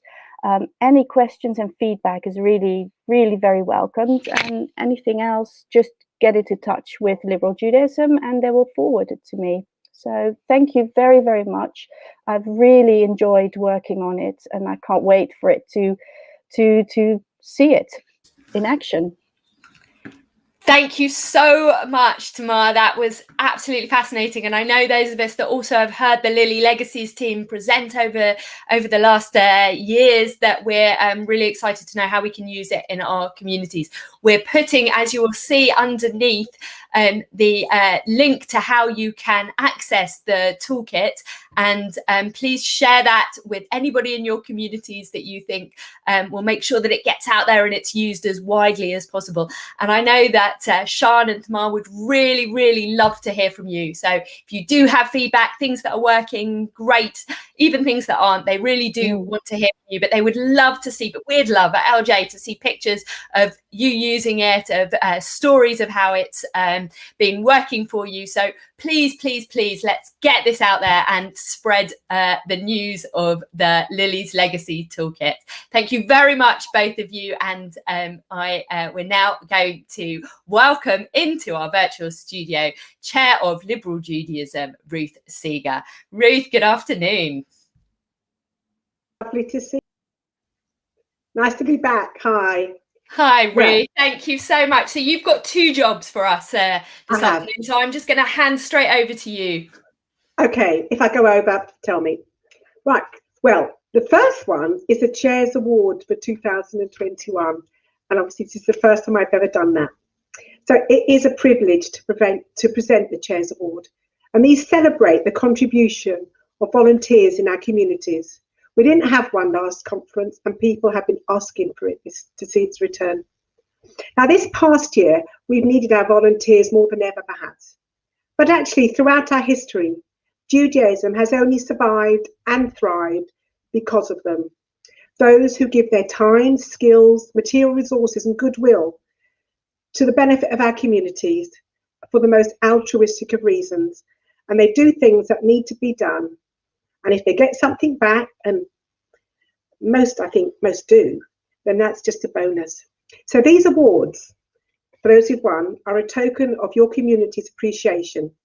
And I pass on their thanks to you, as well as adding my own. There are 7 awards, and I'll describe the people who have received them. The first one is John Burden. He's a very important and valued member of Beit Klal Yisrael for well over 25 years. He's been treasurer and secretary and their representative in dealing with burial society matters. He's led Shabbat services and the secular Saturday morning sessions. He's done the bookings and the schlepping for the High Holy Days and assisted rabbis who've led his services to make sure everything goes to plan. He attends nearly every service and activity and is always there to open up, set up the room, clear up, lock up, and make sure everything runs smoothly. He is sensitive and welcoming to the needs of visitors and new members who have quite frequently been detached from their Jewish roots, as well as people who are new to Liberal Judaism. In short, and this is what his community said, John is a principled man of integrity and also has a much needed sense of humour. In a nutshell, John, BKY love you. The next award goes to Rosa Slater. She's from FPS, but she's an LJY worker, was an LJY worker. Now, Rosa was amazing during the lockdown period. She agreed to hold the fort while her colleagues were on furlough, and she kept working for the sake of continuity rather than showing the furlough. She put together a full online program for the movement and created an online camp from nothing.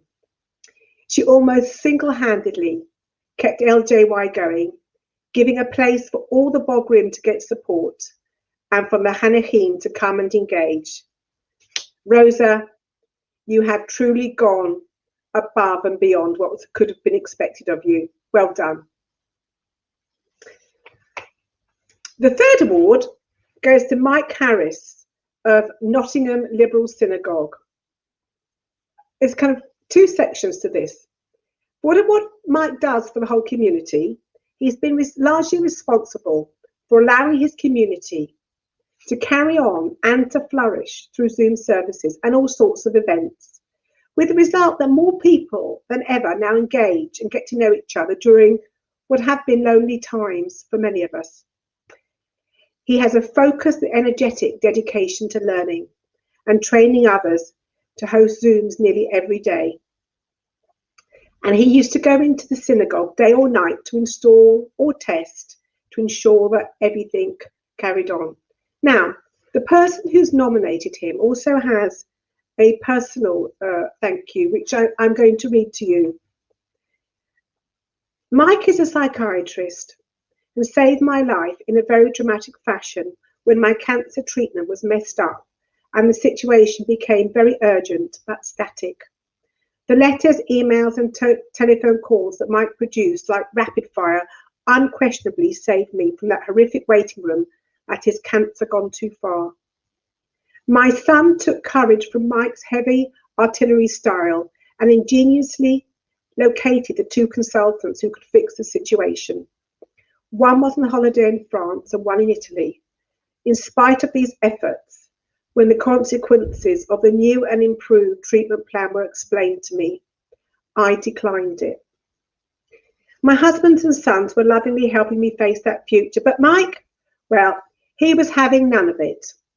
He persisted, and now I am alive and strong. Nearly all that was threatened as an after effect came to pass, and yet every day I joyfully, and that's the word, acknowledge that I'm alive. What a lovely story. The man's a mensch. Well deserved, Mike.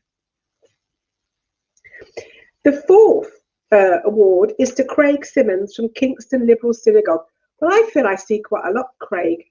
Often, I should rephrase that, but Craig turns up to things. He's there at Thursday Zooms. He's been here. He does a lot outside of Kingston, with LJ, a true team player, and he seems about the same within Kingston. He's been described as an excellent and exceptional chair. He listens to the congregation and also the rabbi and acts on all sorts of issues. And for the last year, they say, his workload has substantially increased and he has taken on so many tasks in addition to his usual role as chair. Under the leadership of Craig, KLS has gone from strength to strength. They also thank Mary, Robert, Nathan and Alison, who played an important part and still doing KLS. I'm guessing they're your family. And it's summarised by, it says, KLS say, we are very lucky to have him. And they are. He's good in the community and he represents them well. Well done, Craig. The fifth award is for Sandra Webber, again from Kingston Liberal Synagogue. She's been a teacher at religion school for over 20 years. That's quite something. Organisational leader of, HMD workshops for schools. She's the creator and lead interviewer for Shabbat Island Discs, organiser of 2 community building mosaic projects, leading choir member for many years, a lay leader, a member of the school's visits team, and if that's not enough, she's student Rabbi Gabriel's mum. So, you sounds like Sandra is a real go-to person. Want something done on Sandra. They're lucky to have you, Sandra. The 6th award is a joint husband and wife team. Sam Borin, and I probably mispronounced that, my apologies, and Ruth Morris from York Liberal. Now, I've noticed recently how much I've heard about York, and I thought, that's funny, I don't remember, used to hear quite so much. All good, all good. So when York Liberal Jewish community was first started in 2014, there had been no Jewish community in York for 40 years, and it's got a bit of a history. They started holding monthly Shabbat morning services. But since August 2017, Sam and Ruth have provided and led regular monthly Friday night Shabbat services for the community, thus allowing a fortnightly rota of services. They are incredibly knowledgeable. They teach others in the community to be parts of the service. They read Torah. They prepare sermons and lead discussions, including an overnight Shavuot study session. They lead Simchat Torah, re-rolling, and they lead the community in Havdalah at the end of Yom Kippur and at other times. They are both part of the Services and Events Subcommittee. If that wasn't enough, Ruth also writes the regular Jews on the Ooze synagogue newsletter as part of the communications team. And Sam ensures that there's a link with the wider city so that the community is now an integral organising member of York's Holocaust Memorial annual events. He is also the community mole. And during the pandemic, they changed the community's fortnightly service, moving to a weekly service. So to provide spiritual and mental health support, there was a chat after the service over Zoom, and this was spread out to the community. And that year as well, they had a baby, Miriam, born in October 2020. So there is a huge thank you to Sam and Ruth from York Liberal Jewish community. Well done. Finally, I come to Josie Kinchin from Finchley. And our Josie, so fitting to receive this at a biennial when she has played such a part in building them. This is a bit of a lifetime award, Josie. During Josie's lifelong membership of Liberal Judaism, her commitment, involvement, and contribution has been exceptional and unflagging. She has been assuming leadership roles and responsibilities. She was first a supervisor at Kadima. She continues to be a mainstay at Finchley Progressive, where she has served both as chair and honorary sec, although I'm told that to list that list gives no idea of the range and extent of her activities and contributions. She is a keen and regular participant of LJ Council. Josie has been involved in the organising committee for the LJ Biennial and Day of Celebration for a decade. I think I've done a couple with her.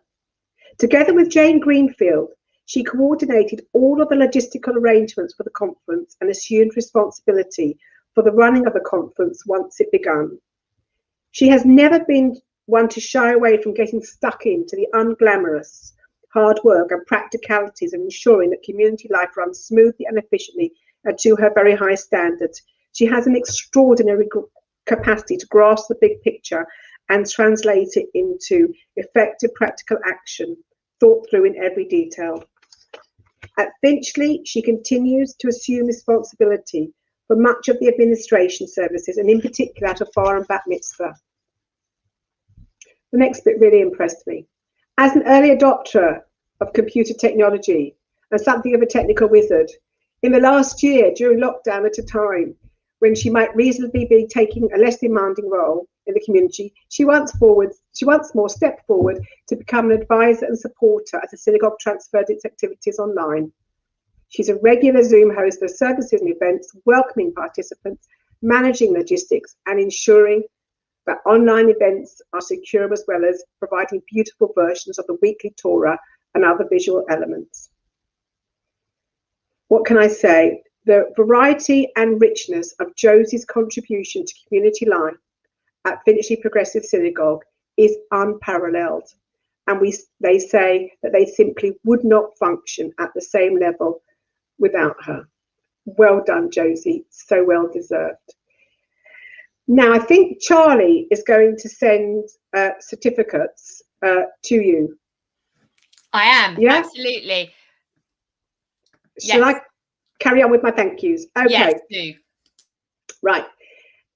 This has been a wonderful, expertly crafted and balanced conference. We've had 2 beautiful communal services. We've heard stories, discussion, and we've heard music. We've studied Torah and more. We've been stretched intellectually and challenged by some of what we have heard. We've heard lovely singing. We've sung ourselves, and we're going to do a bit more. And there have been games and a quiz. Last year, we couldn't have the conference in the hotel, but we managed online to some of our surprise, but we really did manage online. But this year, it was different. This year, we took full advantage of the opportunities of being online to create something that was special and inclusive. Surely, this is liberal Judaism at its best. I am enormously proud, and I have a number of people to thank on your behalf. The conference committee who planned this conference, led by the co-chairs Owen Power and Rabbi Lea Jordan. Thank you. The Liberal Judaism staff who supported the work, and particularly Tom Rich, the events and fundraising manager, and Rabbi Charley Baginskydiscussing, our Chief Executive Officer. She's always there, always doing so much. Charley, you're a marvel. The tech team, who have, through their skill, effectively removed the barrier of the online situation, and thus enables us all to really feel that we are in the conference, we're really there. The presenters, panel members, and chairs who did us so proud, and all of you who've joined in and participated so productively and made this a biennial conference that we will all remember. Thank you all. I will hand over to Charley, Rabbis Charley and Lea in just a moment. But before I do, if I can just make one further ask for money. The conference cost a bit to put on, and if you could make a donation, we'd really be very grateful. There is a donate button on our website. Thank you very much. Thank you for coming. Now I hand over to Rabbis Charley and Lea. Thank you, Ruth, very much. And for the very important reminder that we really do need your donations. Please head over, not yet, once the conference is finished, and make a donation to Liberal Judaism. Thank you very much. And I want to hand over to Rabbi Lea Jordan and to Owen Power, our incredible program conference organizers. You've done such a phenomenal job, both of you. Thank you so, so much. Thank you so much, Charley. I'm glad I'm here with you, Owen. I'm so glad it's just that we get to chat, just the two of us. I'm so curious, how are you feeling right now, and what have been some of your highlights of conference? Oh, we've had so many highlights. It's been absolutely superb. And as I said earlier, I think one of the great bits was seeing all the young people getting involved. And I was particularly taken by your session that you led this morning at 10:30. That was absolutely superb, because all of the participants were really working hard to really understand inclusion. And they know there was an element of realism about how much to be done still, which was really encouraging. So it's been absolutely great. Oh, there's been so many wonderful things. Just one thing after the other that I'm nearly turning into a zombie now. So over Zooming, but it's been absolutely great. But one of the things that I want to single out, and that is, in the spirit of working with young people, I found working with you an absolute joy. It was absolutely great. Now, thank you for all you've done. Same back at you, Owen. It seems like we're doing a love fest for the crowd, but we are like this also on our biennial team. I've just had a wonderful time doing this with you. I feel like we came together on a vision with the rest of team, and I had a great time working with you. I think you were always incredibly energetic and sunny, even though maybe things were going wrong behind the scenes. You brought that energy to everything, and that is not to be underestimated. When sometimes, every once in a while, behind the scenes, the wheels would come off. So It was really wonderful. I'm really glad I said yes to doing this and that you were my co-chair. I'm very glad. And I learned a lot. I learned a lot from you and from the rest of the team and from all of our speakers. This question, yeah, I leave this conference with more questions than answers, which I think was what I expected. And I just feel like I've broadened my vision by listening to everybody about what's out there and what are the possibilities. And I'm leaving, yes, as you said, a bit Zoom exhausted, but actually very excited for the future of the movement and what we can do. I really hope, you know, we're going to put this into practice and take the learnings that we've taken from this weekend away with us. Yeah, we certainly will, because I really can assure you that I'm really pleased to say that Bono is determined to push inclusion, and I think that's important. Absolutely, absolutely. I wanted to think a little bit more about if there were any other particular takeaways that especially hit you. Is there something you're sitting with, Owen, that's like, I don't know, just like a nitty gritty bit that you're just going to take away and ruminate on? I was wondering if there was anything that you're especially sitting with.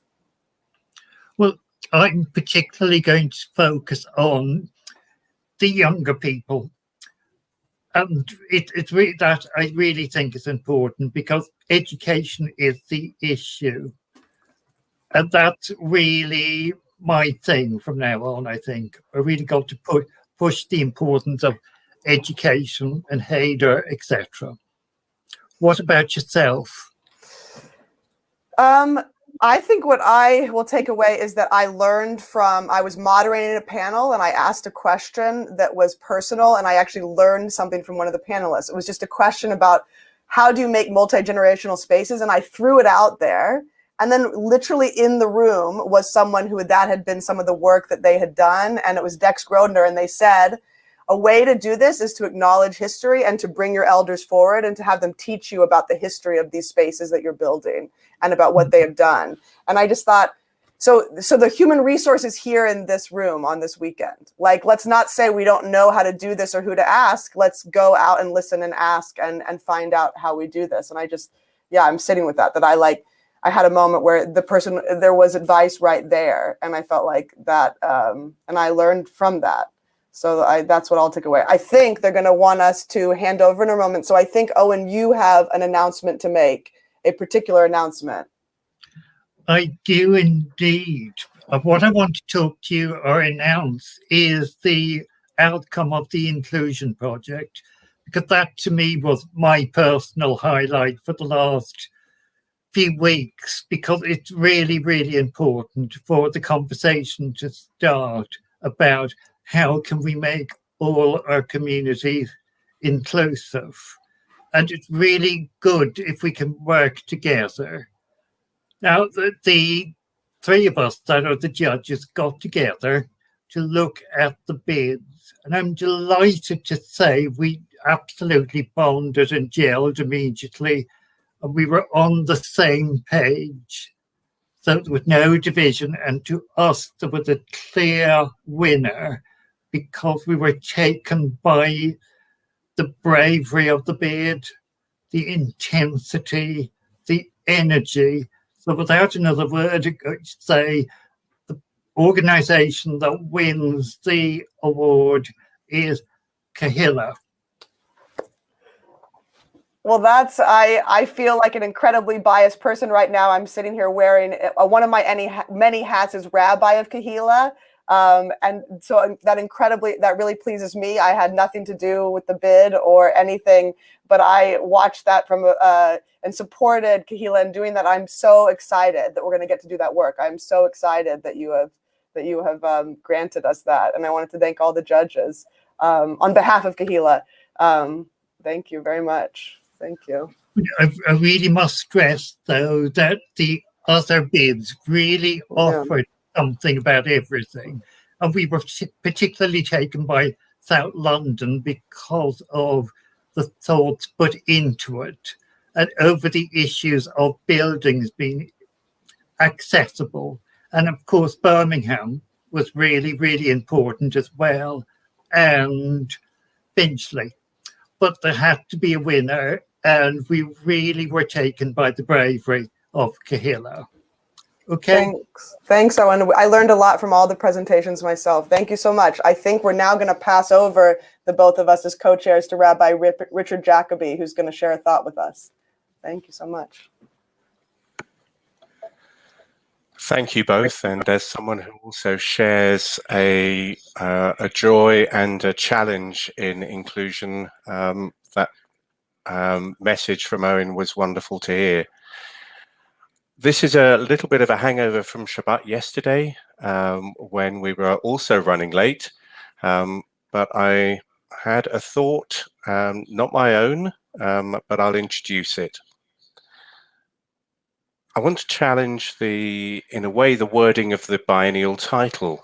Breaking down walls can be a violent act, such as that of a demolition gang.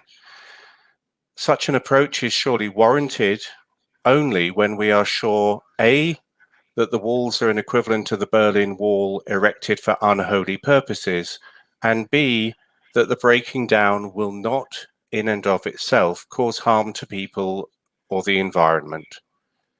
In my career before the rabbinate, and such things did exist, one key learning was that it is easier to be a demolition gang than a construction team. We in Liberal Judaism affirm that we don't take the easy route, so we need to strive to form construction teams across time and boundaries. We need to pick up the baton from Lily Montague, Claude Montefiore, previously passed to rabbis including John Rayner, David Goldberg, my father Harry Jacobi, lay leaders such as Rosita Rosenberg, Rini Chapman, Henry Conn, and so many others. Speakers we have heard, chat comments we have read have all informed many of the challenges ahead of us. So perhaps words from my father, preached on Shabbat Matot at Finchley in 1992, might be helpful. And although his choice of words might not be ours today, his words that are taken over all seem very timely. He said, "We should certainly be chalutzim, pioneers, in our willingness and readiness to come to the aid of our brothers and sisters in need. We should also be chalutzim in our willingness and readiness to fight against the forces in our day and age which are opposed to our ideas and civilization. The violence, the intolerance, the greed, the dishonesty, the inequalities. But we can only do so adequately and effectively if we take note of the implications for us of two additional words in the Torah. Numbers chapter 32 verse 21 reads, Va'ava kol chalutz lifnei Adonai, and every chalutz, every pioneer of you shall go on before the Eternal One. What is the meaning of lifnei Adonai, before the Eternal One? The implication for us is clear. Surely we should be chalutzim, ready for battle if necessary, prepared to fight for a good and worthy cause. But unless we do so, lifnei Adonai, as people of the Eternal One, proud, conscientious, dedicated Jews, inspired and guided by our Torah's teachings of peace, as well as radical change, then we shall neither prevail nor succeed. So let us, as we conclude our biennial, be chalutzim lifnei Adonai. Thank you very much, and I shall be handing on to Mish, who is going to teach and then introduce the beginning of the closing activities. Thank you, Rabbi Richard. Hello, everyone. So I've had the pleasure in the past month of meeting many music leaders from our communities, and we learned a song together in order to share it together at Biennial. And I know that those music leaders then taught it to their communities. And at the very end of all of this closing ceremony, we'll be able to see the video and sing along with the music leaders from all our different communities who add such ruach to our prayer, such spirit to everything they do. So in this 3-minute teach, the rest of us are going to learn this song. This is a version of Hine Ma Tov by Alana Arian, a composer and songwriter in the States. Hine Ma Tov Umanayim. So the way this is going to work is that all of you on Zoom can join in and sing as a bit of an echo. Here it goes. Hine Ma Tov Umanayim. Once more, here you go. Hine Ma Tov Umanayim. My turn. Shevet Achim Gam Yachad. You try that. Shevet Achim Gam Yachad. And then Hine Ma Tov Umanayim. Shevet Achim Gam Yachad.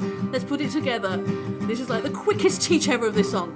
Hine Ma Tov Umanayim. Shevet Achim Gam Yachad.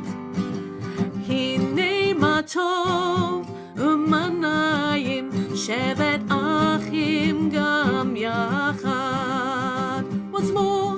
Hine Ma Tov. There's your opportunity to clap. Hine Ma Tov Umanayim. Shevet Achim Gam Yachad. Hine Ma Tov Umanayim. Shevet Achim Gam Yachad. How good it is, how good it is, how sweet it is, how sweet it is to be together on this day. How good it is, how good it is, how sweet it is, how sweet it is to be together on this day. Hine Ma Tov Umanayim. Shevet Achim Gam Yachad. You've got it now. Hine Ma Tov Umanayim. Shevet Achim Gam Yachad. Last time, how good it is. How good it is. How good it is. How sweet it is. How sweet it is to be together on this day. How good it is. How good it is. How sweet it is. How sweet it is to be together on this day. Hine Ma Tov Umanayim. Shevet Achim Gam Yachad. Hine Ma Tov Umanayim. Shevet Achim Gam Yachad. So now you know as much of the song as we know, and when we get to the end of our celebration and the end of this conference, we can join in with the video together and sing it together. I believe I now hand over to Rabbi Andrew. Yes, certainly. The sun's coming out after a bit of a rainy and cloudy day, but I'm sure we're all going to leave this conference with feeling much lighter and feeling much good, and maybe a bit tired, but a wonderful conference. 48 long hours ago, at the start of this conference, Rabbi Charley Baginskydiscussing sort of dedicated it to 3 individuals who contributed so much to our movement over decades. But I think maybe I should also remind you that during the past year, Rabbi Baginskydiscussing has been appointed our chief executive, and we should mark this occasion by welcoming her and congratulating on the first of many years' work, I am sure. She's surely hit the ground running. That's if you can run on Zoom. as we welcomed Charley, we also said a sad farewell, of course, to Rosita. And I don't think any conference can close without a mention of Rosita, who organized so many and was such a strength in so many ways to our liberal Judaism. But we also say farewell, but in a different way. First of all, to Elli Sarah as the rabbi of one of our historic congregations for, is it over 20 years? I'm fairly certain that although she's retiring, Elli will still make her unique contributions to our movement through her work in liturgy and, well, in so many other ways. And so I've been asked to move on to Rabbi Pete Tobias, who I've known for almost 50 years. He first appeared in my life as a young rebel at Kadima Summer School that Sharon and I founded 50 years ago. Even as a boy, in his very first year, Pete was creative, hyperactive, supportive, and, well, exciting. Annoying. Yes. And over the years, he's moved on and he became our most trusty supervisor, a fellow educator, a sinistral guitar song leader, and surprise, surprise, to him at least, becoming a rabbi, serving first Birmingham and latterly the Liberal Synagogue at Elstree. And we forgive him for abandoning our movement for a short while. He spent a few years at Glasgow Reform Synagogue, but we'll forget that one. But back to the beginning. He began the custom of ending our summer school with a humorous song, O Kadima, O Kadima, O Kadima Summer School. But more than that, he would highlight the main events of that year's school. And these past few biennials, he has done the same for the movement. And I believe he's going to do so in a moment. And we wish him well in the next chapter of his career in Southern California, where I'm sure his relaxed style will go down well, and his Judaism with a humorous face will be much appreciated. But before unleashing him on the conference, I've also been asked to say a blessing. Normally, it would be to wish you a safe journey home, but I suspect you're not going anywhere, except maybe into a different room. But still, I can use those ancient words. Adonai oz le'amo yitain, Adonai yivarech et amo v'shalom. May God bless the work and memories and effects this conference has brought to you and to liberal Judaism. And may God bless our movement and our members with success and health and shalom. And so, Pete, take it away. Well, I'd rather take it. You stay there, please, young man, because as I have been saying in many different places in recent times, and even not so recent times, you are entirely to blame for my career and its direction, and you have my mother to answer to, but that's another story. It's a journey, and the next stage, as you've said, is across the Atlantic to meet my new granddaughter and watch my grandchildren growing up, which will be hopefully a wonderful experience. And as luck would have it, there's a Reform community in the same town that they live in that hasn't got a rabbi, and I'm actually engaged in a meeting with the key members of that community right now on my other computer just to my left. But I just wanted to say it's been the liberal biennials have been, I think, the best bit. Just that sense of community, of family, of all those liberal Jews together in one place. Obviously, we've only been able to do it virtually in the last couple of years, but I think that the atmosphere is still there nevertheless. And I suppose, and I'm initially, I think people were a bit anxious that I was a bit of a joker as a rabbi. And my grandfather, who actually was one of the founder members of Wembley Liberal Synagogue, believe it or not, said to me when I was thinking of becoming a rabbi, he said, "No, you're not serious enough." And he's probably, maybe he's right. But what I've learned, I think, is that sometimes we take ourselves a bit too seriously. And one of the various things that religion can bring to people's lives. And I think one of the things that maybe we've been overlooking in the whole world in the last year is joy. Okay, one of the functions of religion is to bring joy. The celebrations that used to take place in Jerusalem were the most joyful occasions you could imagine, when that temple stood and when people danced up the hills singing their songs to go. So I'm quite happy with that moniker of the humorous rabbi. I'm happy to take it with me to America and also maybe leave a bit of it here. And so thank you to everyone who I've met on the way. It sounds a bit pathetic, this. I'm sure I'll be back. Maybe even get invited back. Sure you will.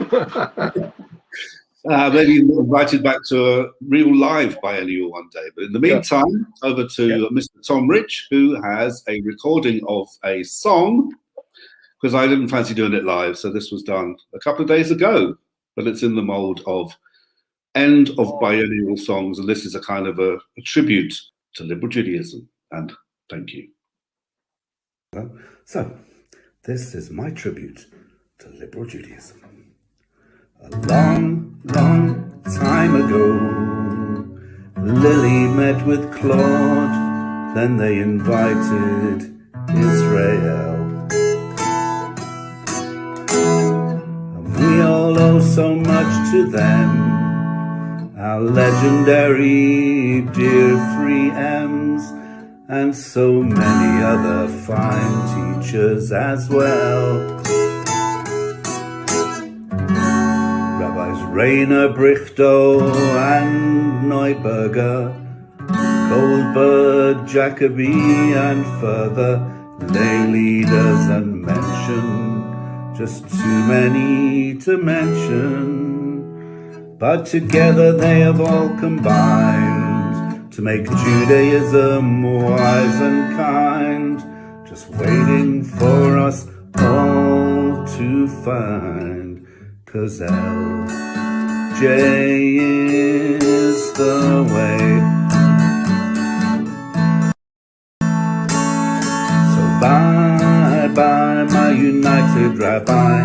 Your mechitzah's blown to bits and we can sit where we like. It's for us to decide if Torah came from Sinai. Liberal Judaism makes it all right. Liberal Judaism makes it all right. Did you like service of the heart and worship where you can take part? Ignore the Bible's dodgy bits. Now do you believe that God's not male, that sacrifice is beyond the pale, and we all want a Judaism that fits, that is really divine inspiration, that gives progressive revelation and kashrut's up to us. It's just not worth the fuss. And the existence of God we can debate. We put lots of things on the Seder plate. We know Liberal Judaism's great, 'cause LJ is the way. And we're all singing bye bye, my united rabbi. Your mechitzah's blown to bits and we can sit where we like. So for us to decide if Torah came from Sinai. Liberal Judaism makes it all right. Liberal Judaism makes it all right. At the biennial, loads of Jews asked me for some happy news, and I said I was on my way. After 30 years my time was done. I'd learned, I'd taught, I'd preached, I'd sung, and now I'm off to California.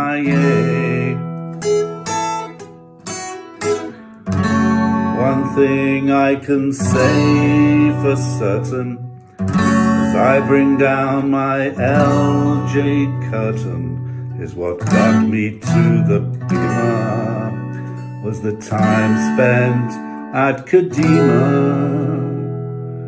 biennials and committees, and what really meant the most to me, being part of the LJ family,